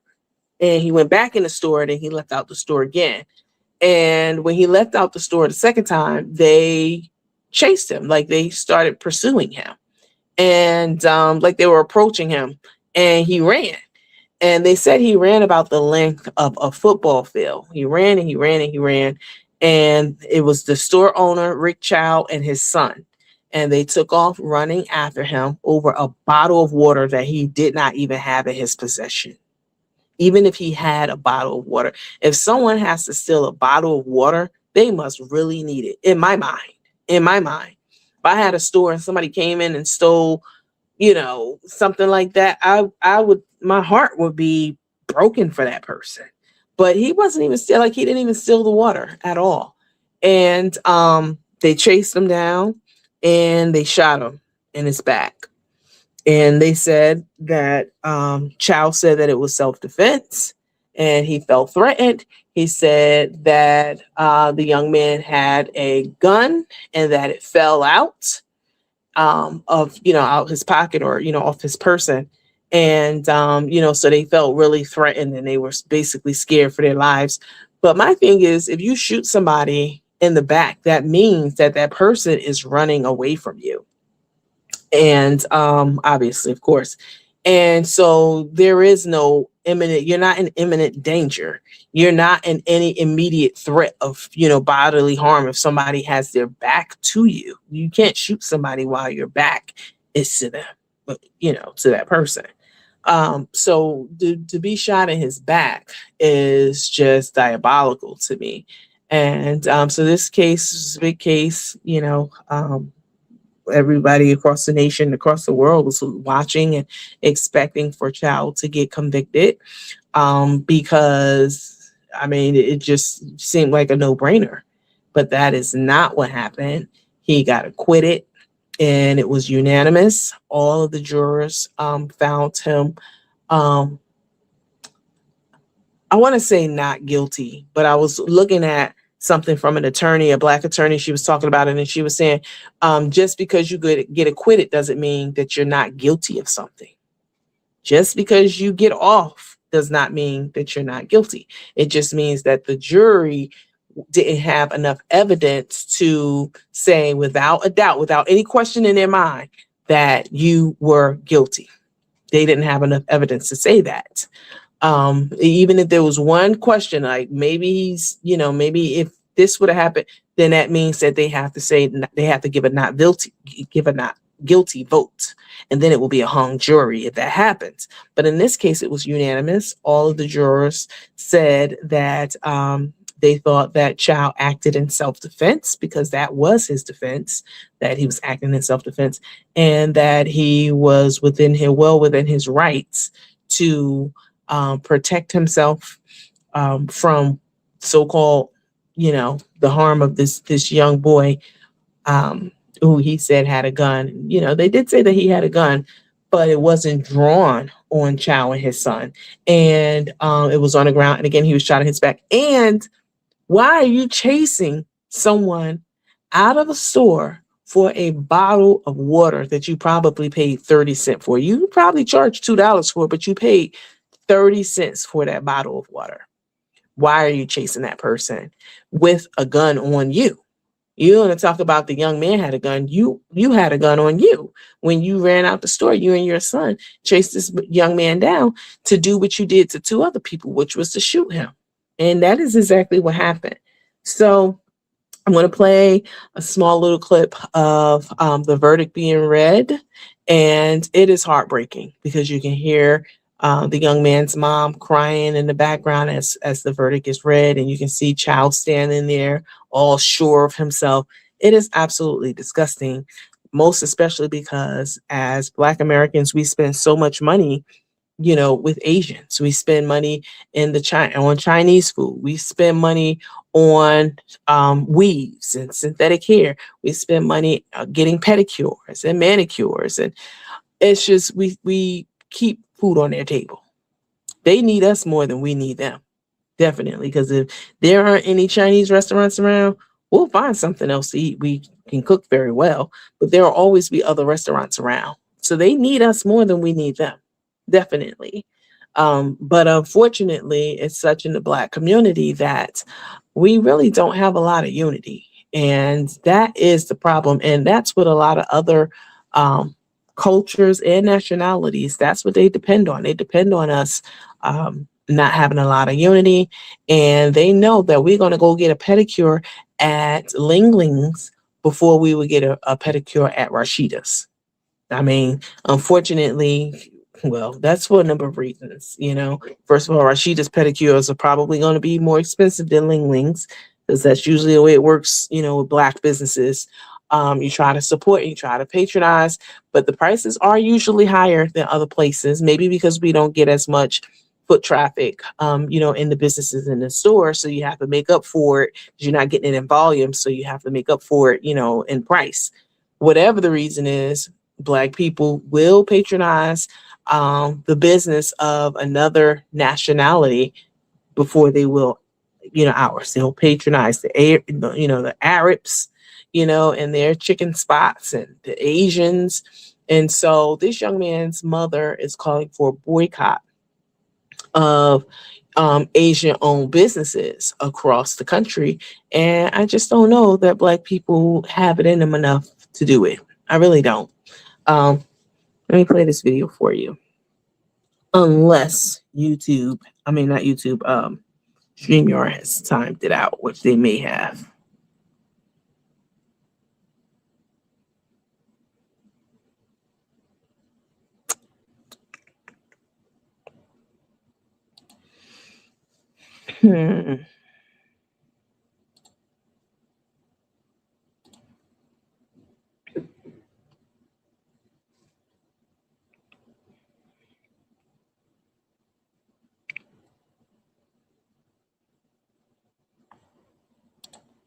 Do, do, do, do.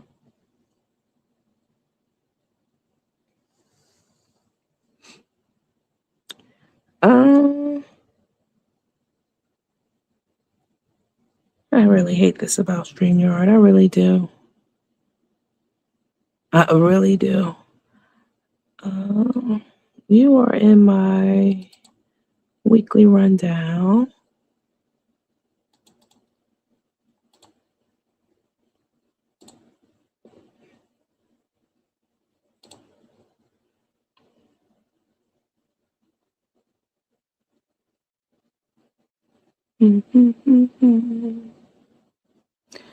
Let's see. Trouble sharing your video.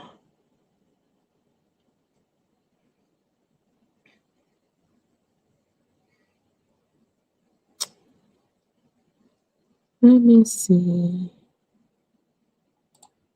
Let me take this one down. I really hate this. I don't miss this about StreamYard at all. It's very annoying. Very much so. My setup is definitely a lot different than it was before too. So what just happened?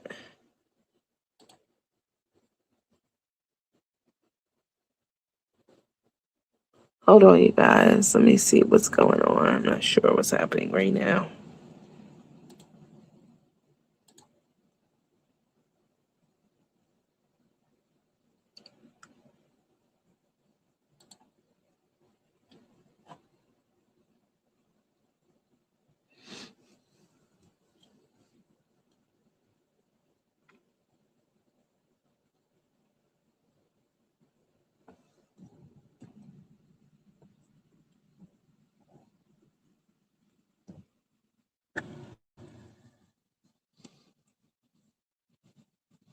Okay, we back.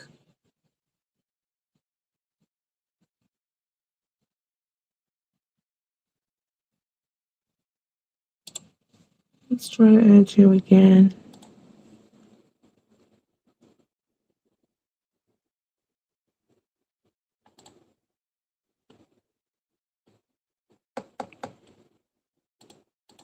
I need to send a well-placed letter to StreamYard. I really do.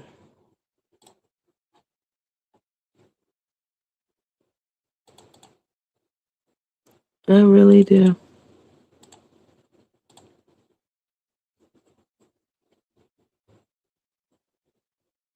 Okay. Here we go. You're seated, Your Honor. Man, poor lady, I understand you've reached birth. Yes, Your Honor, we have. Can you please hand it to the bailiff there? Oh, StreamYard, I do not miss you. And this is why. I just don't miss StreamYard at all. This is exactly why. State of South Carolina, County of Richland versus Some of GK y'all Rick be wanting me Chow. to, you miss StreamYard and the action that happens on StreamYard, but yeah, that's because y'all on that side. This is very annoying. You should be able to load your materials and they play when you click on it, but that's not how StreamYard works. And I've been complaining about this from the beginning for 4 years now.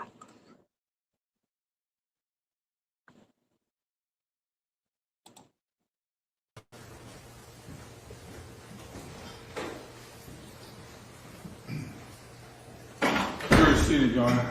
Man, poor lady, I understand you've reached birth.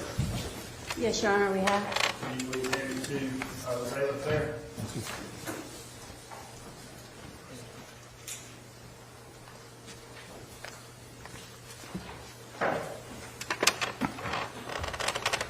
This must not be showing to my YouTube channel. I don't have any comments from the YouTube side at all. Yes, sir. And I actually just went to YouTube to make a comment and it didn't show up. It's weird. Indictment number 2023 GS 40074440. State of South Carolina, County of Richland versus Chike Rick Chow. We, the jury, unanimously find the defendant, Chike Rick Chow, as to the charge of murder, not guilty. Signed number 302, foreperson, June the 1st, 2026. Madam Forelady, was this your verdict and the verdict of the entire jury? Yes, ma'am, it was. Thank you. And from the state. Would you like to poll the jury on? Madam Forelady and ladies and gentlemen of the jury, I'm going to ask you 2 questions relating to your verdict. Please answer yes or no to each. Number 302, was this your verdict? Yes, it was. Is it still your verdict? Yes, it is. Number 2, was this your verdict? 257, Yes. is it still your verdict? Yes. Number 63, was this your verdict? Is it still your verdict? Yes. Number 208, was this your verdict? 208, is it still your verdict? Number 226, was this your verdict? Yes. Is it still your verdict? Yes. Number 329, was this your verdict? Yes. Is it still your verdict? Yes. Number 222, was this your verdict? Yes. Is it still your verdict? Yes. Number 164, was this your verdict? Yes. Is it still your verdict? Yes. Number 21, was this your verdict? Yes. Is it still your verdict? Yes. Number 204, was this your verdict? Yes. Is it still your verdict? Yes. Number 232, was this your verdict? Yes. Is it still your verdict? Yes. Number 259, was this your verdict? Yes. Is it still your verdict? Yes. The jury's been told, Your Honor. Very good. Anything else? Not at this time, Your Honor. We just like to stop the post-trial motions. Going 10 days if we feel those. 10 days for any post-trial motions you may have, anything to do with them? Okay. Okay, ladies and gentlemen, you can return to your jury room. I'll be right back there to excuse you. We'd like to thank the jury.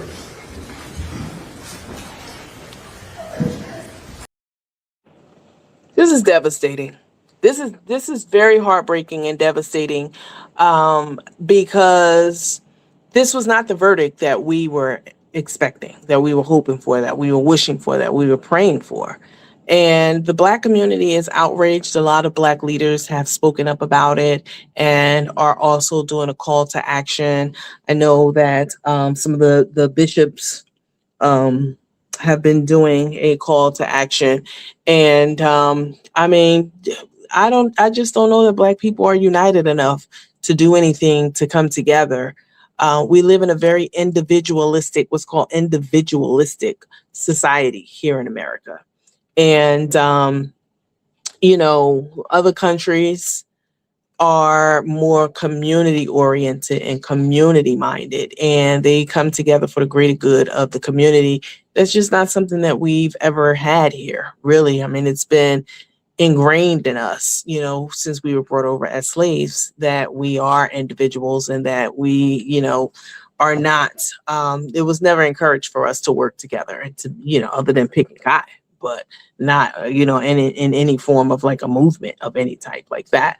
So this is very sad. I will definitely be hoping that Black people won't be out there looting and burning down stores, and, you know, especially in their own communities. I always thought that was just so stupid.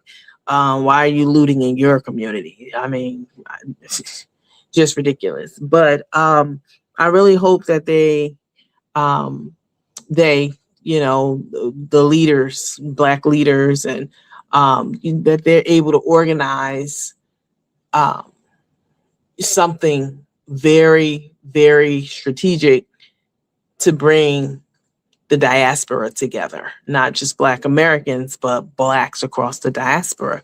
It's it'll be epic, and it'll be something to behold. But it is something definitely needs to happen, because it's like an open season on Black people in this country. It's so many young Black boys, especially in Georgia, are just showing up missing, talking about they hung themselves, and you know, that they committed, you know, they unalived themselves and all that foolishness.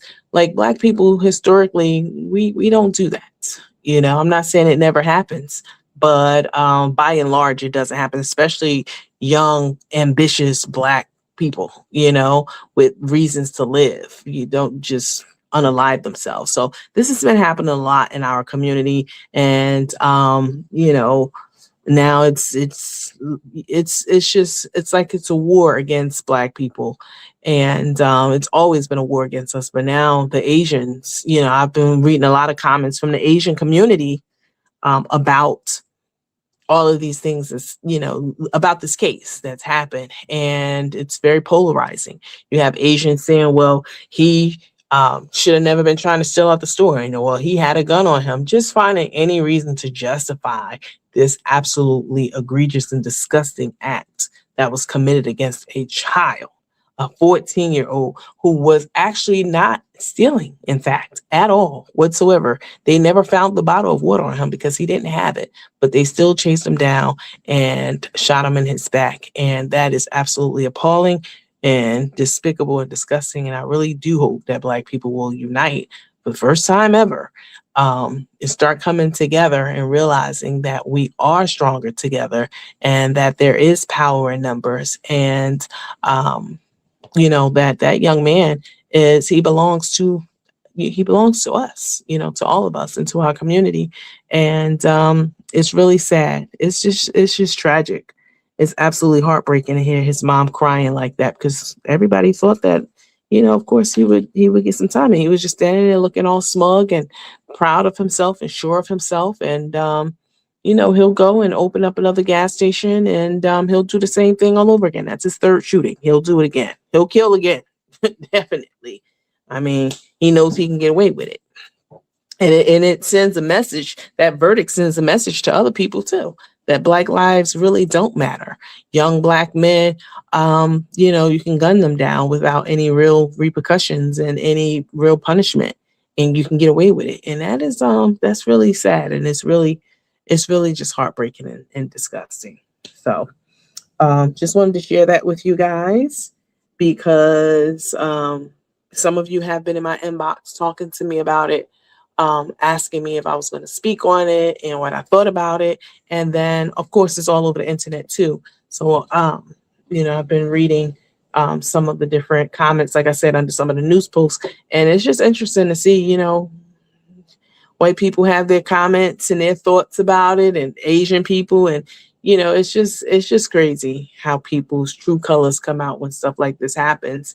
And, you know, they start speaking on, you know, Black people calling us the usual suspects. You know, that's their rhetoric now. You know, the usual suspects and didn't do nothing, and all those disrespectful comments that they make about Black people whenever we're in the news for something. And it's time that Black people, you know, especially for our youth, that we protect our youth and that we stand up for them. And you know, it's really just, it's very sad and heartbreaking. So let me see. I don't know, for some reason my whatchamacallit, my YouTube comments are not coming through. I went and just put some comments on YouTube myself, and they did not come up. They didn't come through at all. So I'm not sure what's happening right now with my connection. I have no idea what's going on. But it's really sad. It's really unfortunate. Somebody said, I think it was Pamela Harris, Yvonne Harris said, it's a very sad situation. Yeah, it's tragic. It affects all of us. Definitely. It affects every last one of us. We've been on here for what? 2 hours? An hour and a half now. Tap and scrap. So, yeah, I'm not going to talk a whole bunch about them, but yeah, some of the stuff bears repeating. So, Carmen was, she has an affair. She has a some kind of fair that she's going to, a food, what is it called? The Foodie Fest? She's going to a Foodie Fest this weekend, and she needs to be working because she needs to get that money up, you know, so she can pay Karina, because she's definitely going to have to pay her. She's going to a Foodie Fest, and she stayed back in Texas to get something from FedEx. She was waiting for like a tent or something to come. So she held up the whole event. She wasn't there. She said the food wasn't there. You know, nothing was in place because she, stayed behind to wait for this tent that she ordered at the last minute. And said she was saying that she was hoping that it was going to come before 12, and it should have been there before 12. And I'm like, let me just play the clip and I'll let you guys decide. But I think it's ridiculous. Like, why are you waiting to 12 o'clock on the day of the event to get something? Like, you should have ordered it long before then. So she's waiting for the FedEx guy to come. And he arrives, but he has something for Tay. He doesn't have anything for her. He has something for Tater Chip. He doesn't have anything for Pat at all. And she's like, what? How don't you have nothing for me? Does UPS come twice in a day? Do they come twice? I mean, I've never known UPS to arrive twice in a day. So, let me see.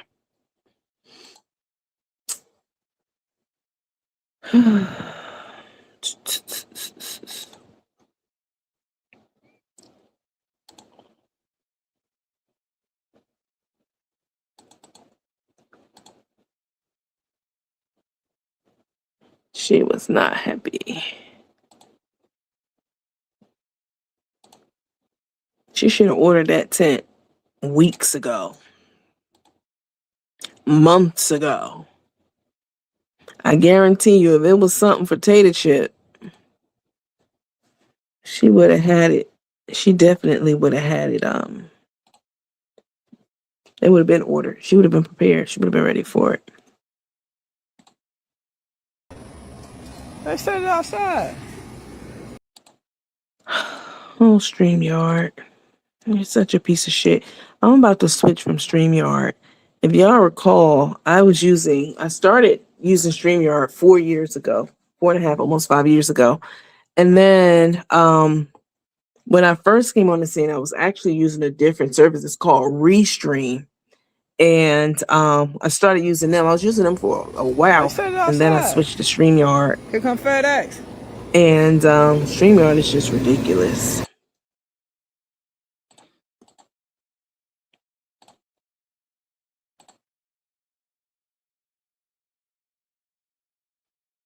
Do, do, do, do, do, do.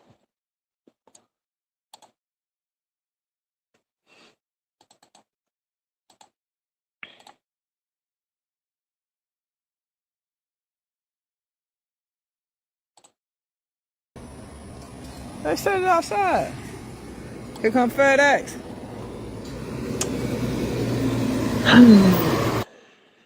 See if they got my stuff today. Y'all see?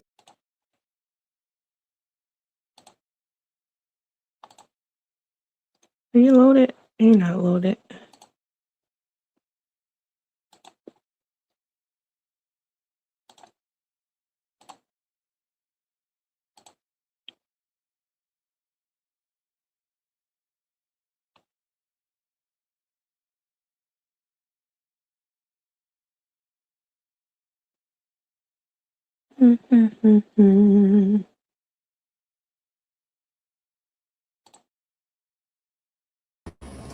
They set it outside. Here come FedEx. Hope he got it. Let's see if they got my stuff today. Y'all see how nice that is? Today. Yesterday. You got me today? What's this? Oh man, that's all you got? Only one. That's it. I don't even have my tip top today. This is crazy.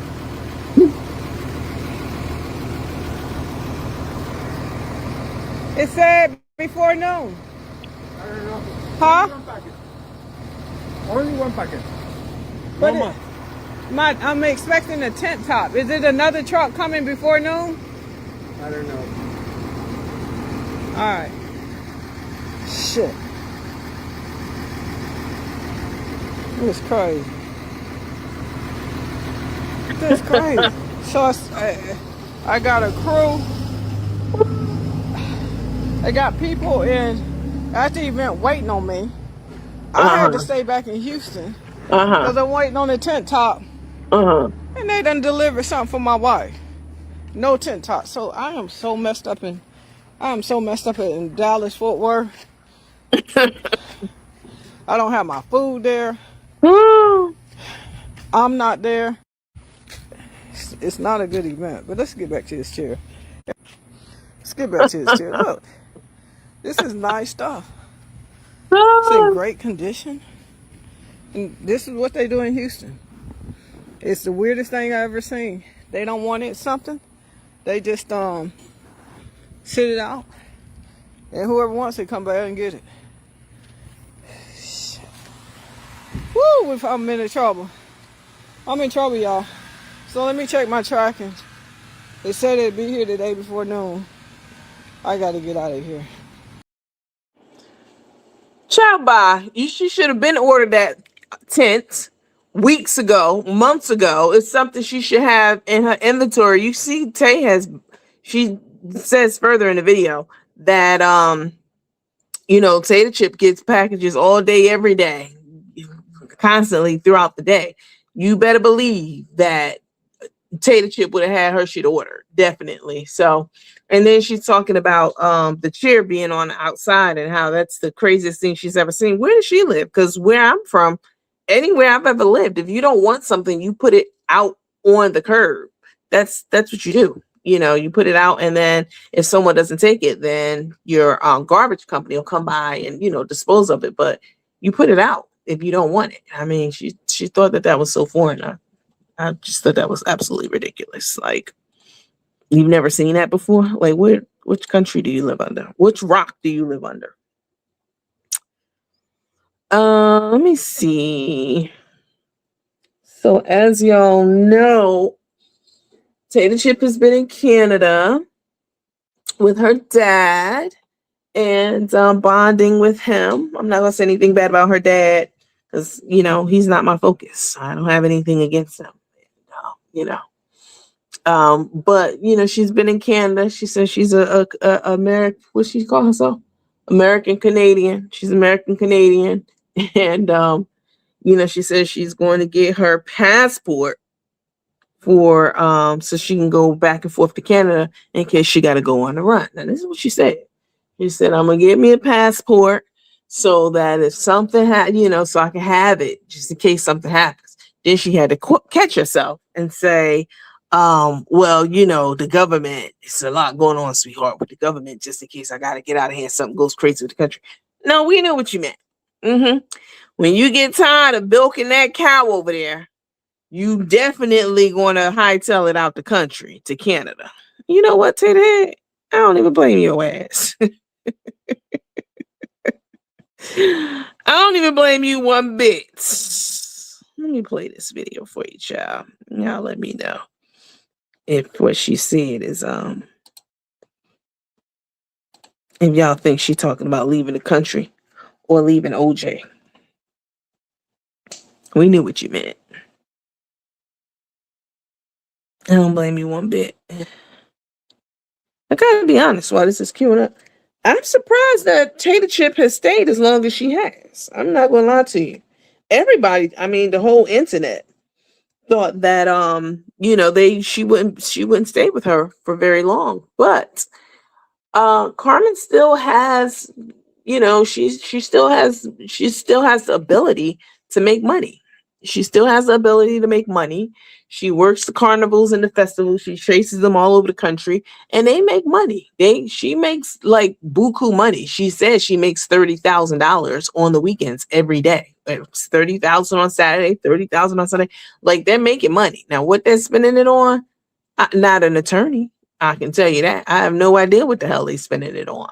Well, we do have we have some idea, body work and gambling and all that. But yeah, I've been surprised. I'm very surprised that Tay the Chip has hung on as long as she has. But again, her ex-husband did come on the show, and he did say that she will use you and abuse you until she can't use you anymore. And Carmen still has some money left to be made. So I guess that's why she's still hanging on, child.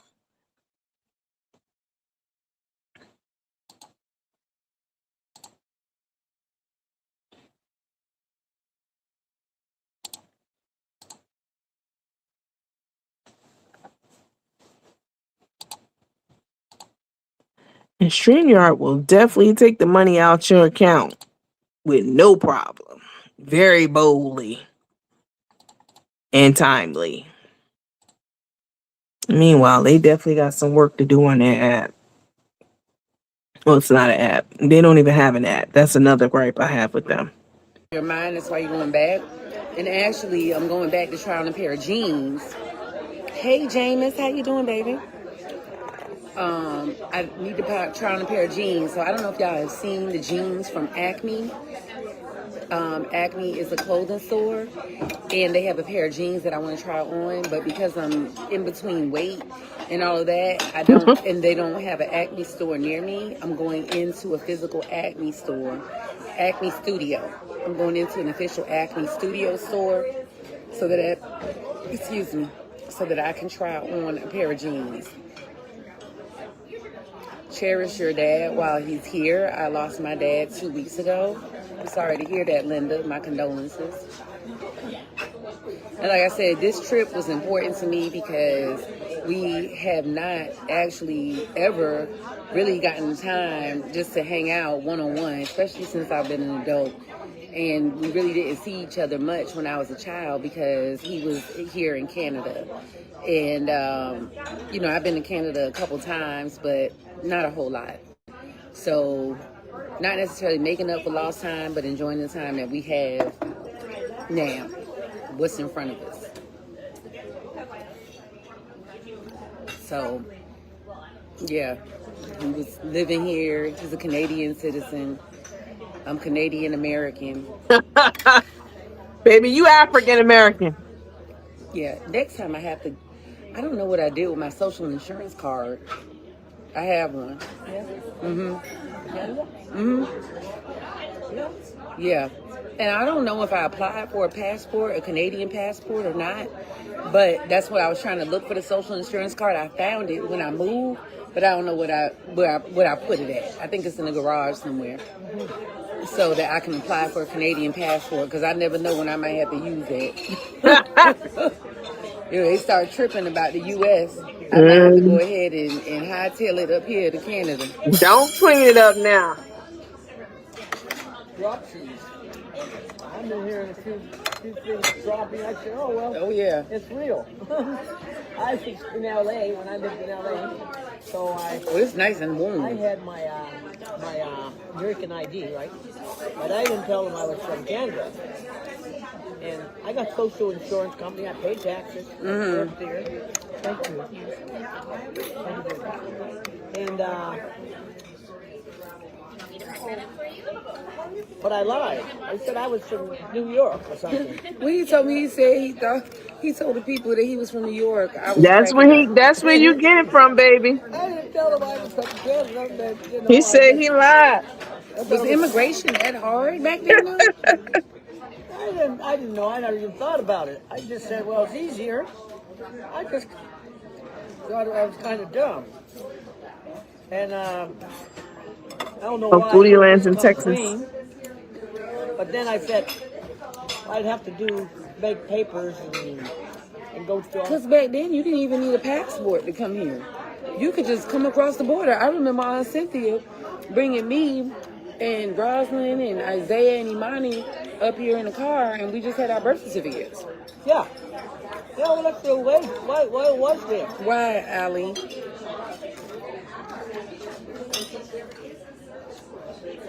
Carmen is not with me right now. I'm going to call some people in back in L.A.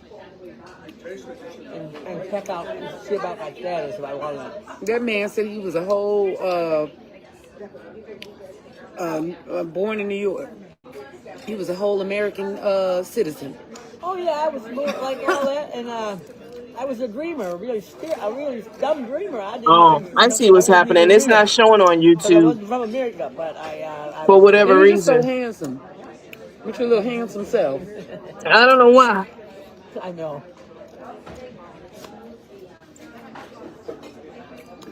That's what they tell me. Well, handsome as you want to be. That's all right. That's fine with me. They sure do, Terrell. Not ugly. Anything but ugly. Anything but ugly, baby. You said if you're ugly, stay home. Better tell that to your wife, sweetheart. Dad seems cute though. He seems sweet. I will say that about him. He seems sweet. He high yelling now. He's looking like Keith Sweat. But but to shut her cup. That is her dad. The apple don't fall far from the tree. They look just alike. They look like twins. And I forget how the mama said, Miss Felice. I forget how she said she met him. How did she say did she say they were? I don't think they were in a relationship. Were they in a relationship or it was just, I forget. I don't remember. It's been 4 years. But I do know that he jetted back to Canada. That's where she get the Braitworth last name from. It's from her dad's side. Yeah, she said that she need to get her passport so she can get on over to Canada and some shit go down. And I hear you, Tater Chip, because I feel you.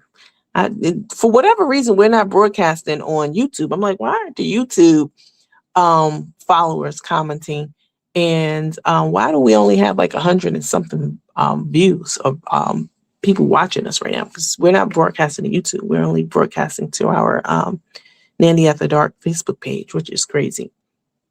But I have to figure that out afterwards. I'll probably just have to go in and adjust some settings to turn it on to YouTube. But I'm wondering why the YouTube comments weren't coming through in viewership. But I'll figure that out once we get offline.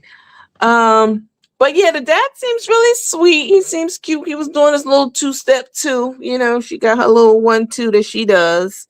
He was doing it too. They were dancing to the Scammer song, and I thought that was very interesting. Since Tay do have charges on her record for larceny now.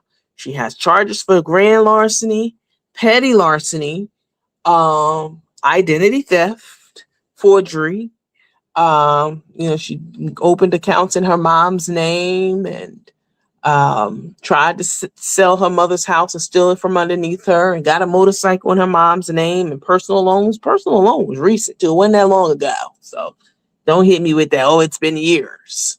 So I thought it was really interesting that she was, had these larceny charges, and she was sitting up there singing, where all my boosters at and where all my scamming ass niggas at. I thought that was really interesting. She was really getting down to it too.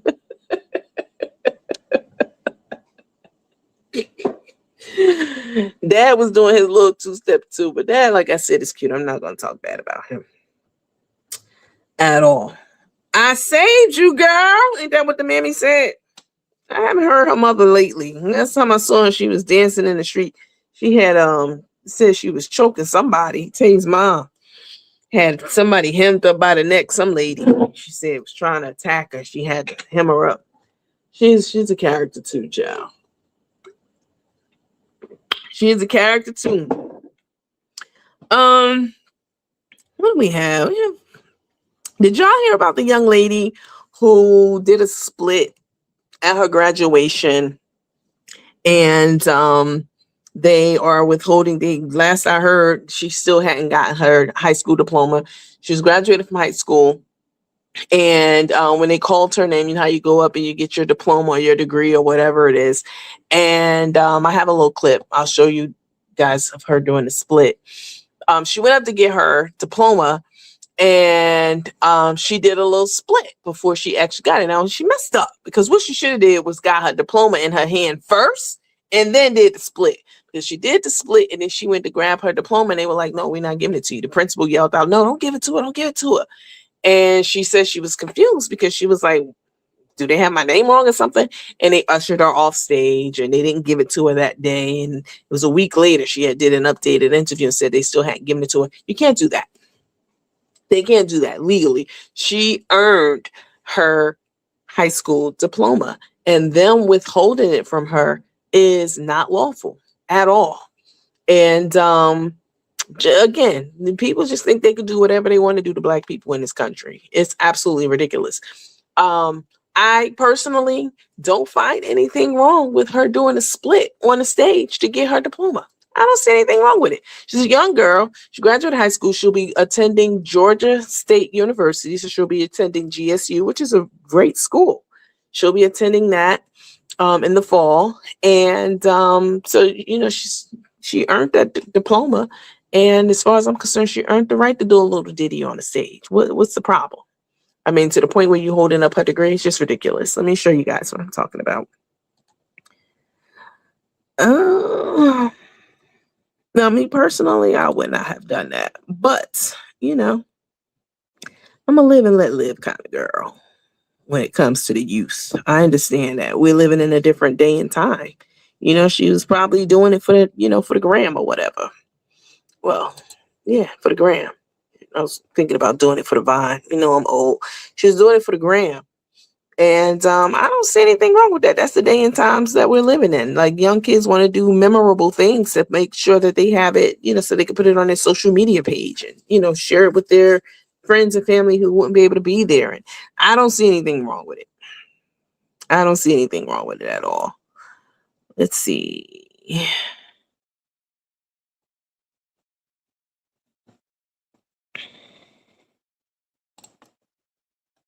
Hmm.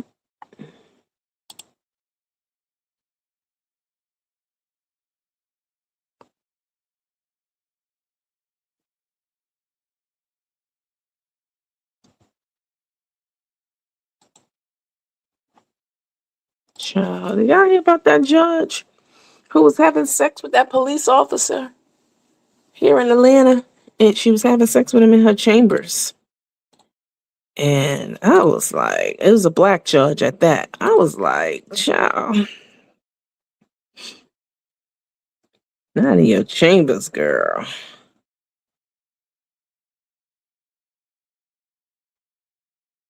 Not in your chambers.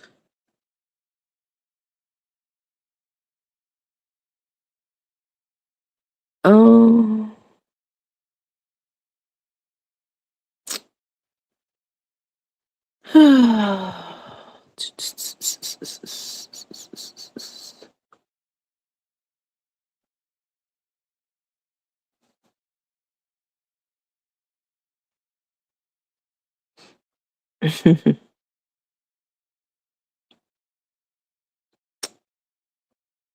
See right here.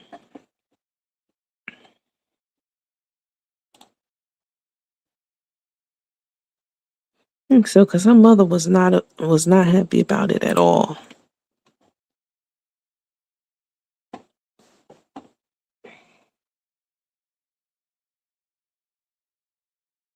No, this is this Chow.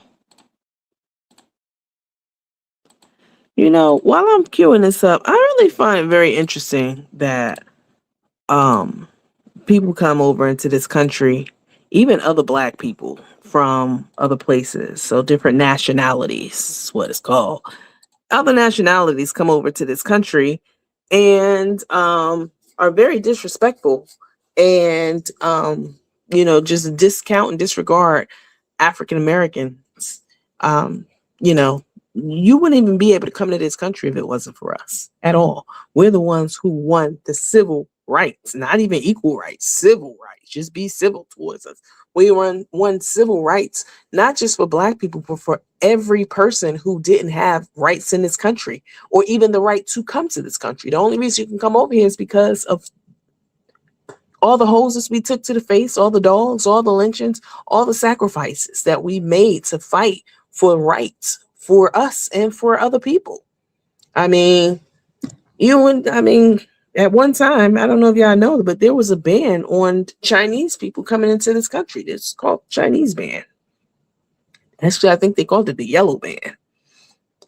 They couldn't even come into this country at one time at all. And certainly Africans, Jamaicans, Haitians, they owe it all to Black Americans to come over here and live their dream. You wouldn't be able to do it if it wasn't for us at all. But, you know, we the most hated. We the most hated. And I understand, you know, African Americans, we're the trendsetters. We're the blueprint for everything hot, popping, cool, trendy. I mean, beautiful, smart, Black African Americans, we set the trends. We don't follow them. It's not official until Black Americans put their stamp on it, until we like it, until we promote it, until we sing it, until we say, yeah, that's a hot song. Yeah, that's a hot trend. Yeah. I mean, whatever it may be, you know. We have access to so many things because our ancestors fought and died for them. And they just come over here and they benefit from it and go to all our HBCUs and everything like that we built. And I'm not saying anything's wrong with it. I mean, you know, the more the merrier, but have some respect. Have some respect when you come over here for your, you know, for your fellow Black people whose ancestors paved the way for you to be here, because you wouldn't be here if it wasn't for them. And this country would be a shithole if it wasn't for the blood, sweat, and tears of Black Americans building it up, free slave labor for 400 years. Everybody knows this. Let's see. So when Asian people be looking down their nose at Black people, I be looking at them like, your ass wouldn't even be in this country if it wasn't for us. What's this video at? Spin that shit. Titty, you got me singing that song now, girl. Spin that shit. I just thought it was so funny.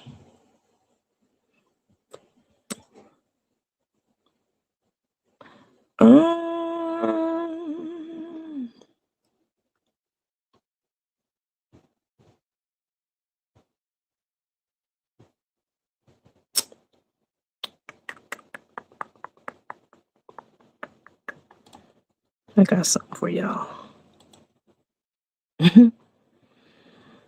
I got something for y'all that I think is absolutely so cute. Did y'all see this? Look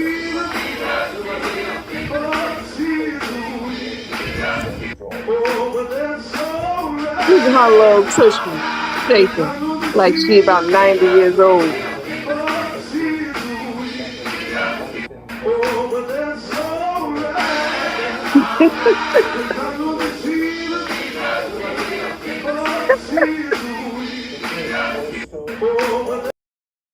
Too cute.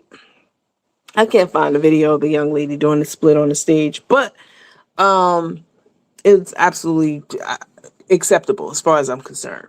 As a person who has walked across the stage many times, who've gotten diplomas, degrees, etc., I wouldn't have felt like she ruined my time or the ceremony or anything like that, or anyone. That they would. It's your time. When you're up on stage, it is literally your time to shine. You know, make it as memorable as you can. Life is nothing but a collection of memories. And with your family, with your friends, with your milestones that you make in life, that's all life is. When you're gone, nothing will be left but memories. And that's the goal. That's the name of the game, is to collect as many memories as you can. And doing a split on stage is just creating another memory. And I think it's ridiculous that they withheld her diploma. It's absolutely appalling. Let me see. I'm sorry, YouTube, you won't see this right now because you're not on. It's just Facebook on. But if you're watching this on the replay, I do apologize that that I didn't include you during the live. It wasn't intentional. I don't know what's happening with StreamYard and why it didn't connect to my YouTube account and bring the YouTube followers on. I don't know why, but I will post this on YouTube. It does say at the top, StreamYard, that it's connected to Facebook and YouTube. So the connections are there and it's hooked up properly, but for whatever reason, it's just not broadcasting to YouTube right now. When I go and look at it, it only shows me followers for Facebook and it says 0 for YouTube, even though I know for a fact that I'm on YouTube on my other phone, and it just says like waiting. So it won't even let me in. And I tried to make a comment and it didn't show up. So I apologize if you're watching this on a replay. Hi, Greg. Greg said,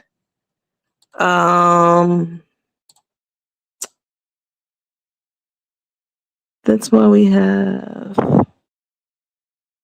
Generational. That's why we have, what is it?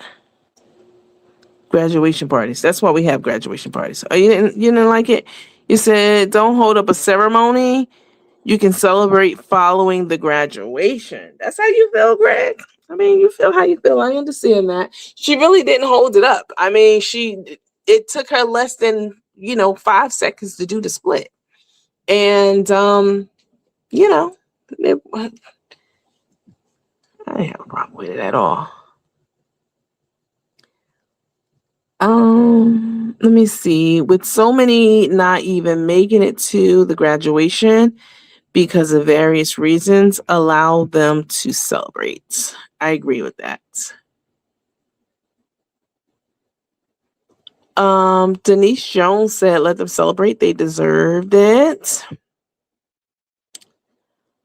Cherry Smith Crooks, what's up, lady? She said, I hope her father is on her birth certificate talking about a Canadian passport.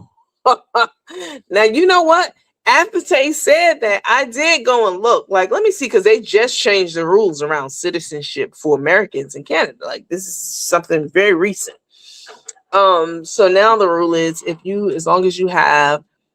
are of Canadian descent, you have someone in your family who is Canadian, you like a father, a mother, grandfather, grandparents, they said even great grandparents, then and you can prove that you are their descendant, then you can apply for Canadian citizenship. And so she definitely, I mean, she can do it for sure. Now, like you said, if he's provided he's on her birth certificate, that's it. That's the one right there. You're exactly right. Because they absolutely said you have to be able to prove that, you're related to a Canadian. That's your blood relative. And I mean, her mom did say that, her dad is mostly white or part white or something like that. Definitely Canadian. That's his nationality is Canadian. But she also said that his race, I think he's like part white, part black. I mean, you can look at him and see he's not completely black. He's definitely mixed with something. That's why Tater Chip said that she we looked at her voter registration card one time and it said they asked for her race and she said exotic or some shit like that. I said, what? I said, what?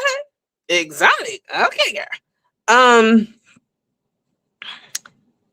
Hi, Miss Ranson. What's up, lady? Dolores Jones said, ooh, Goofy is never with you unless it involves money or trying to save her face, stuff her face in restaurants. Oh my God. Yeah, no, I can't see. Now that's true. She said Hispanic. Yeah, she said something like that. Hispanic. That's why, but she said Hispanic, but she on her Instagram page back before she changed everything, because she took everything down off her Instagram page once people start looking at her, really looking at her, when she when she got under Carmen's left tit. And people was like, oh, look at these pictures from, 5 years ago, 2 years ago. Oh, look what she said. She said she looking for somebody. She looking for a sugar daddy. And she did have a post up like that. She was looking for, she didn't want to work. And she was looking for a sugar daddy, somebody older to take care of her. Then she had all these different posts up and, whatever. But, I mean, she said on one of them that she was, she said she was mixed. And she was exotic. That's what she said. That's what she said. I mean, she is a bird, so there's that. Why it sound like her teeth are slipping? I don't know. But Tater Chip said something that I found to be really interesting. I am gonna pull that video up though. I don't know what happened to the other video of the young lady doing the split. I don't know. But Tater Chip, she's on her way back from Canada. She's in a car, and she was saying that She was, talking to her followers online. And she was saying, oh, here it is. She was saying that she was tired basically because she's been ripping and running here lately. She's been doing a lot of running up and down the highways and byways, and supporting, going to support the people she loved. Now, I found this interesting. I found this interesting because when Carmen Citia Maria Riley went to court was a week before last, the judgment amount hasn't been disclosed yet. The judge hasn't released that yet because I have been checking every day. But when Carmen went to court a week ago, 2 weeks or so ago, Tay was nowhere to be found. She was not in the state of Georgia. She was not in that courtroom. She was not by Carmen's side. She was not in the parking lot.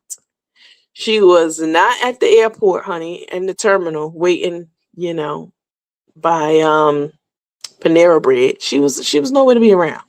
Her ass was nowhere to be around. She was nowhere to be found. She was nowhere around.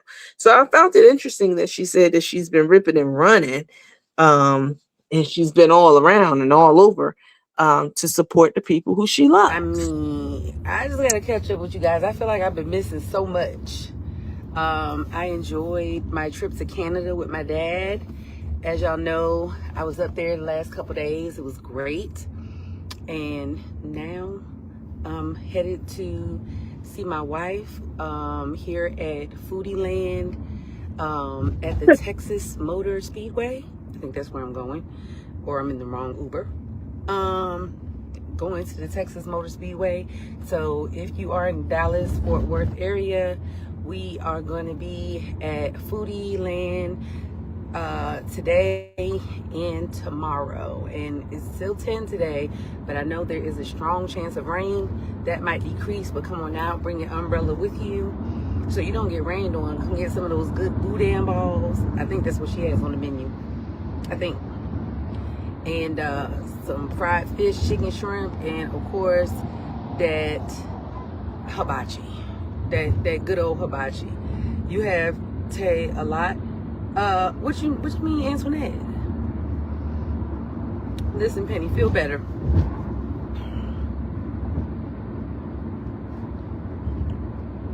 You are a trooper. Thank you.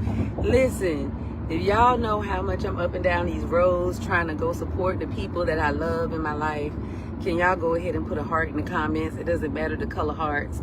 Engagement, engagement, engagement, engagement.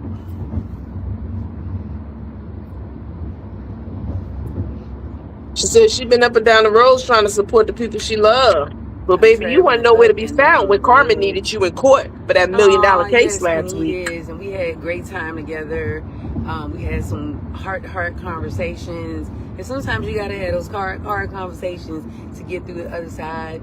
And it's good when people are receptive to feedback and are listening to understand you, not to respond to whatever it is you have to say. And that's called growth. That's called maturity. Let's have dinner this week. Absolutely, Renita. Can I get cute? I like to dress up now. I like to have a good old reason to put a nice old heel on and a cute little outfit. Even if I don't wear a heel, but a cute little outfit indeed.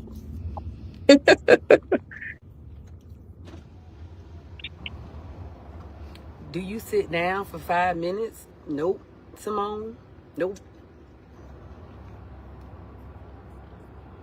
I've been so busy that I haven't even gotten a chance to look at final grades, what I got the last week of class, or anything. And that break was so quick. And now I'm back starting school again on Tuesday. Y'all pray for me for this next upcoming semester. That I get through it efficiently. Girl, Bob. And I passed the class. And again, y'all, I'm not looking for an A. I mean, well, you know, work hard to try to get one, but I'm definitely not looking for one. I don't know y'all believe that. I don't even believe it myself. Hey, Miss Lynn. Renita, I'm waiting. You gonna plan it? You were gonna plan it. The ball is in your court. I'm still waiting for you to plan our next activity to where we get to go do something. So you heard it from her. She supports everybody except that dummy she married to. Like, Carmen, wake up. Like, it's been 4 years. Like, she wasn't even at court for you. That right there tells you everything you need to know. Somebody said she was playing sick. She was everywhere, but where she was supposed to be, she was playing sick. She was nowhere to be found. She was somewhere sick. I mean, the fact that you can show up for everybody else except your spouse when she needs you the most. Like, Carmen cannot string two words to damn together. Everybody knows this. The whole internet knows this. This is not a revelation. She can't articulate her thoughts, whatever they may be. You don't really have any thoughts, but she can't articulate herself. And she did not have an attorney. You let her go into the lion's den without being properly armed. Like, she didn't have an attorney. She didn't have her spouse. She had not a friend there. Nobody was there for her, Carmen, at all. She was there utterly and completely alone. And that's just tragic, especially when you see Tater Chip in the car talking about how she's wore out because she's been, going here and there and, driving and riding, flying all across the world to support people she loved. I mean, you wasn't there to support Carmen. And that's tragic. I'm showing y'all one more video. This one is also of say you do it to yourself. You don't want people talking about you online. You get upset, you get mad when people talk about you. You're internet celebrity, and you do foolish things and you say foolish things. I mean, why would you be online talking about you go and support the people you love and you've been ripping and running this whole time? You worn out from all of that. But you wasn't there for you. I mean, and the whole internet knows that you weren't there for Carmen. I mean, you don't expect people to talk about that? Like, what's wrong with you, girl? Let's talk about it. Very much so. So this video I thought was this little clip. I thought was interesting too. It's Tater Chip and her dad. They're out at lunch. It's this continuation of part of the video I showed you where the dad he lied about his citizenship to stay here in the country and all that kind of stuff. But they were out at lunch. And I thought it was really interesting that Tater Chip was showing a very tender side of herself. She was very attentive to him and very complimentary and very kind and sweet. And I thought to myself, damn, I've never seen her ever reach across tenderly and take her hand and tenderly grace Carmen Riley's face. I've never seen that before. I never seen her take those gnarled fingers, as Cat Williams would say. I never seen her take those gnarled fingers of hers, those long as hot dogs, and stroke Carmen's face. I've never seen that. So when she did it to her dad, I thought that was really interesting. Like, wow, she really does have it in her to be, kind and sweet and attentive. And we've just never seen her be that way towards her spouse ever. So, I found it funny, to be honest with That you. is really handsome. It's a blessing to have your dad here. Oh, the lady's saying you handsome, Daddy. Oh, thank you. Thank you for the compliment. That's my daddy and mama's work. Hey, that's Daddy and Mama's work. I see where the beauty comes from. Dang, he needs to come to Tennessee. Hey, he's in Vancouver. Y'all come through. Get that passport stamp. Come see him. We got a little bit of person. What's up, Najaya? Looks just like him. Just a browner version.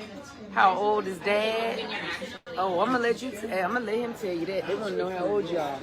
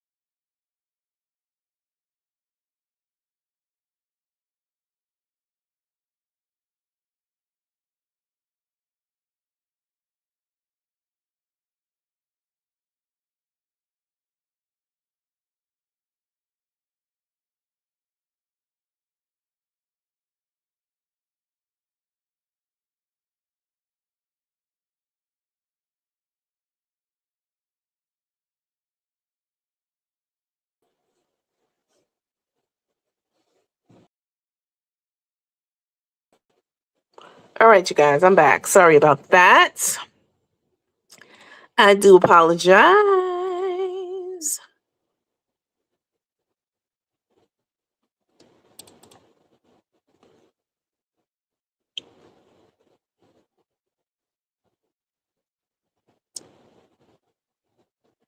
Potato chip is something else.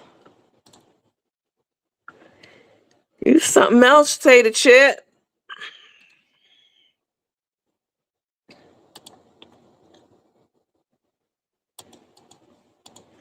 Trying to get dad hooked up with somebody. Girl. Apple in the tree. Ain't nobody interested. Dad is really handsome. It's a blessing to have your dad here. Oh, the lady's saying you handsome. Do-do-do-do-do.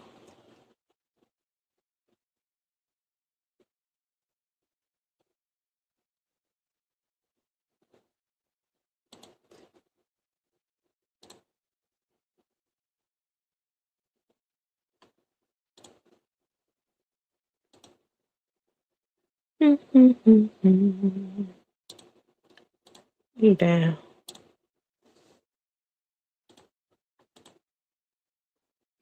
Birds flying high. You know how I feel.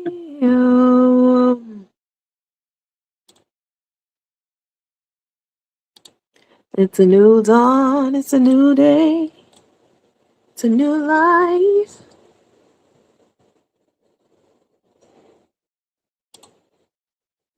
Mm-hmm.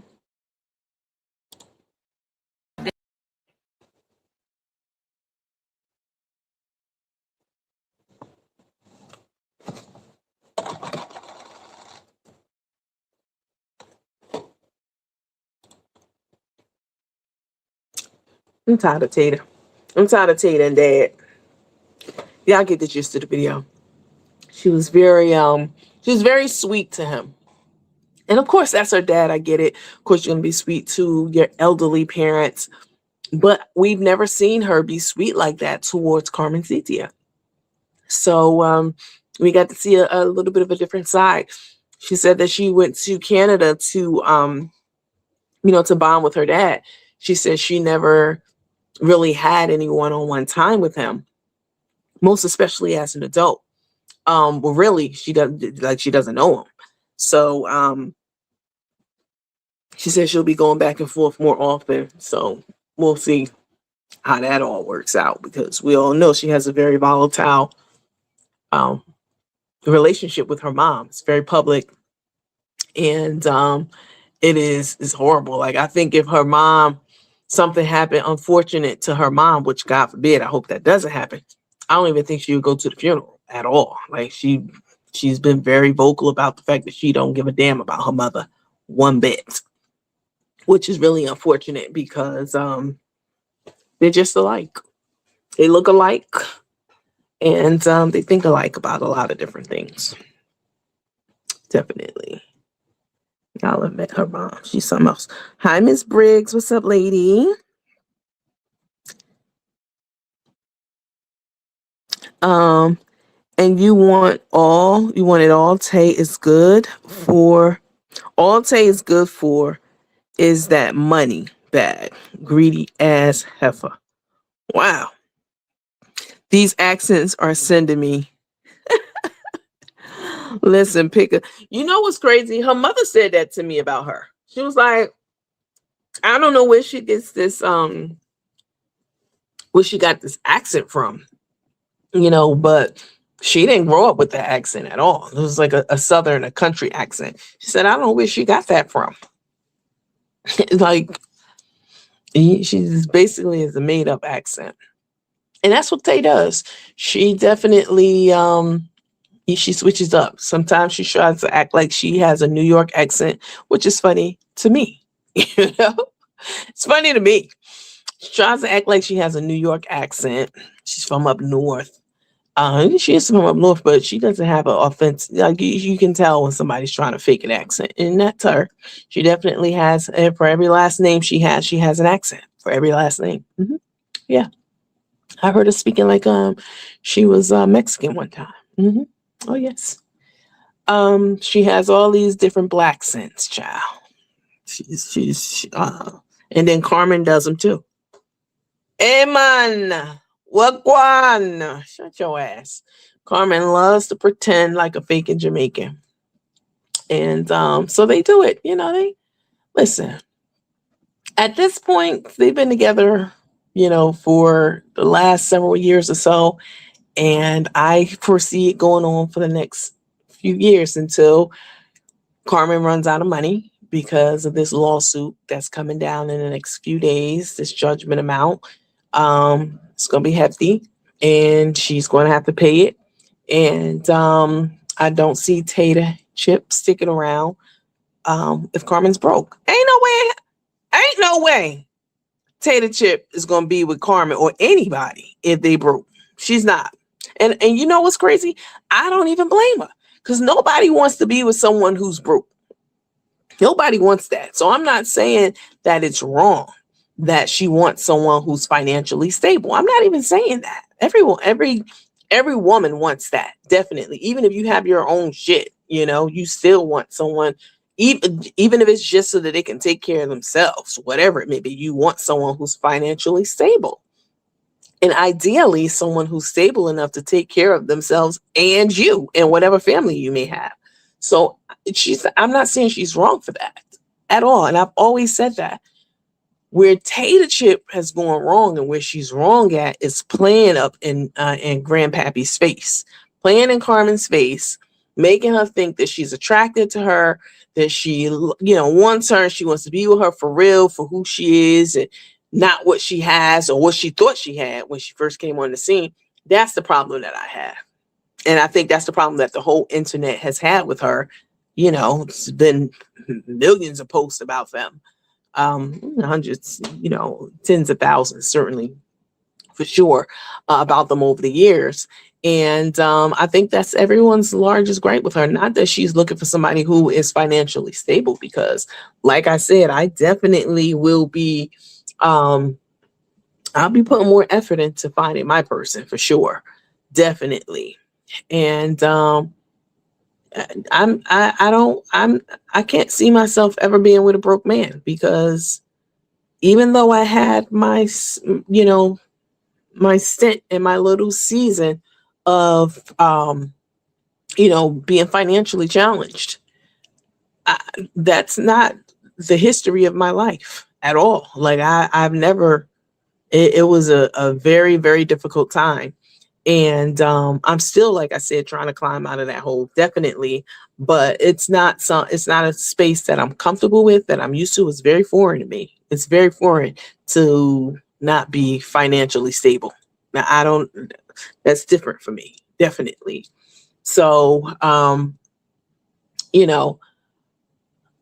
understand what she's saying about, security and all that stuff. But at the same time, the motive has to be, I wouldn't just get married just for money. Definitely not. You get married to someone just for their money and just for what they can do for you, it's not going to last very long. That should be a part of it. Like I said, financial security is definitely an important piece of it. But I wouldn't get with someone just because he has money. I would never do that. That wouldn't just be my only criteria. And that was Tay's only criteria when she got with Carmen. She thought that Carmen was a baller and a shot caller. She thought she had a house and she had a 100% wholly owned business and good credit. And, she thought she had it all. And that's the reason that she accepted her proposal within a couple of weeks. I mean, it's just crazy. So, But Tata is determined. She's determined to stay. We'll see what happens when hey Kat, what's up? We'll see what happens when when the money runs out. We'll see what happens when the well runs dry. we'll really see what she made of then. If she really loves her and she stays, which we all know she won't. All right, you guys, listen, I'm going to get off of here. It's been a couple hours. I am tired. I'm sleepy. I have a lot to do tomorrow. I have, y'all know I have my eye surgery coming up in the next couple of weeks, but I do have to go back to the doctor on Monday. They have to do some stuff to my eyes. So they have to take some more measurements and such. So I have a lot of stuff that I'm doing. I'm very busy.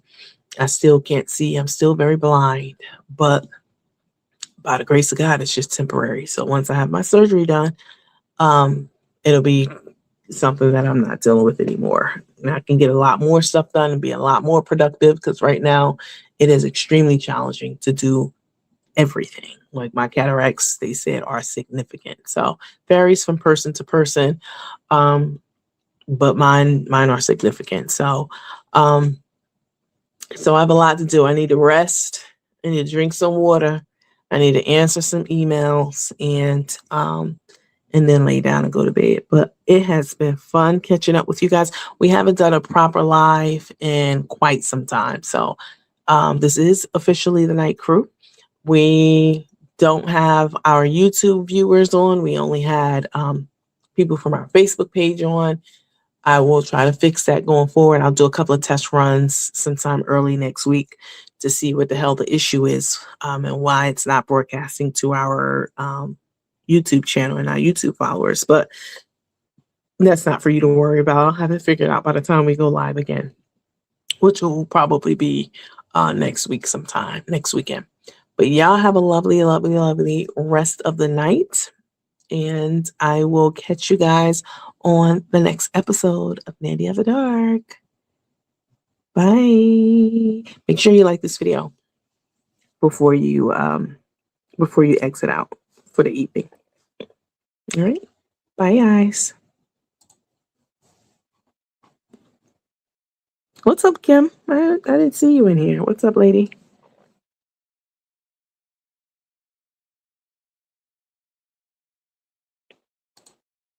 What you laughing at, OG?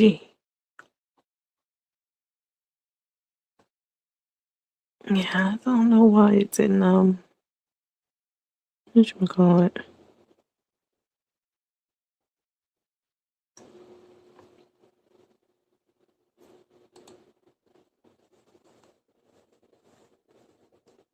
Would have been nice to have it as a side tonight. You worry about my Rico. Bitch, you need to worry about Rico. Hey, have y'all heard anything from Bumpy Ruff? I haven't heard from her or about her lately. But, I mean, it is true, too, that I haven't really had my ear to the street like that. But have they fallen out? I haven't seen her in any of the videos, like the food videos and stuff.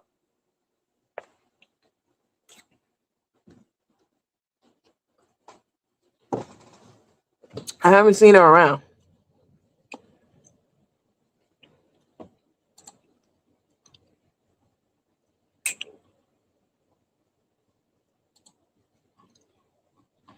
Generous. I'm gonna have to rewatch. Yep. All right, you guys. I'm getting off. I'll catch you guys later. Bye.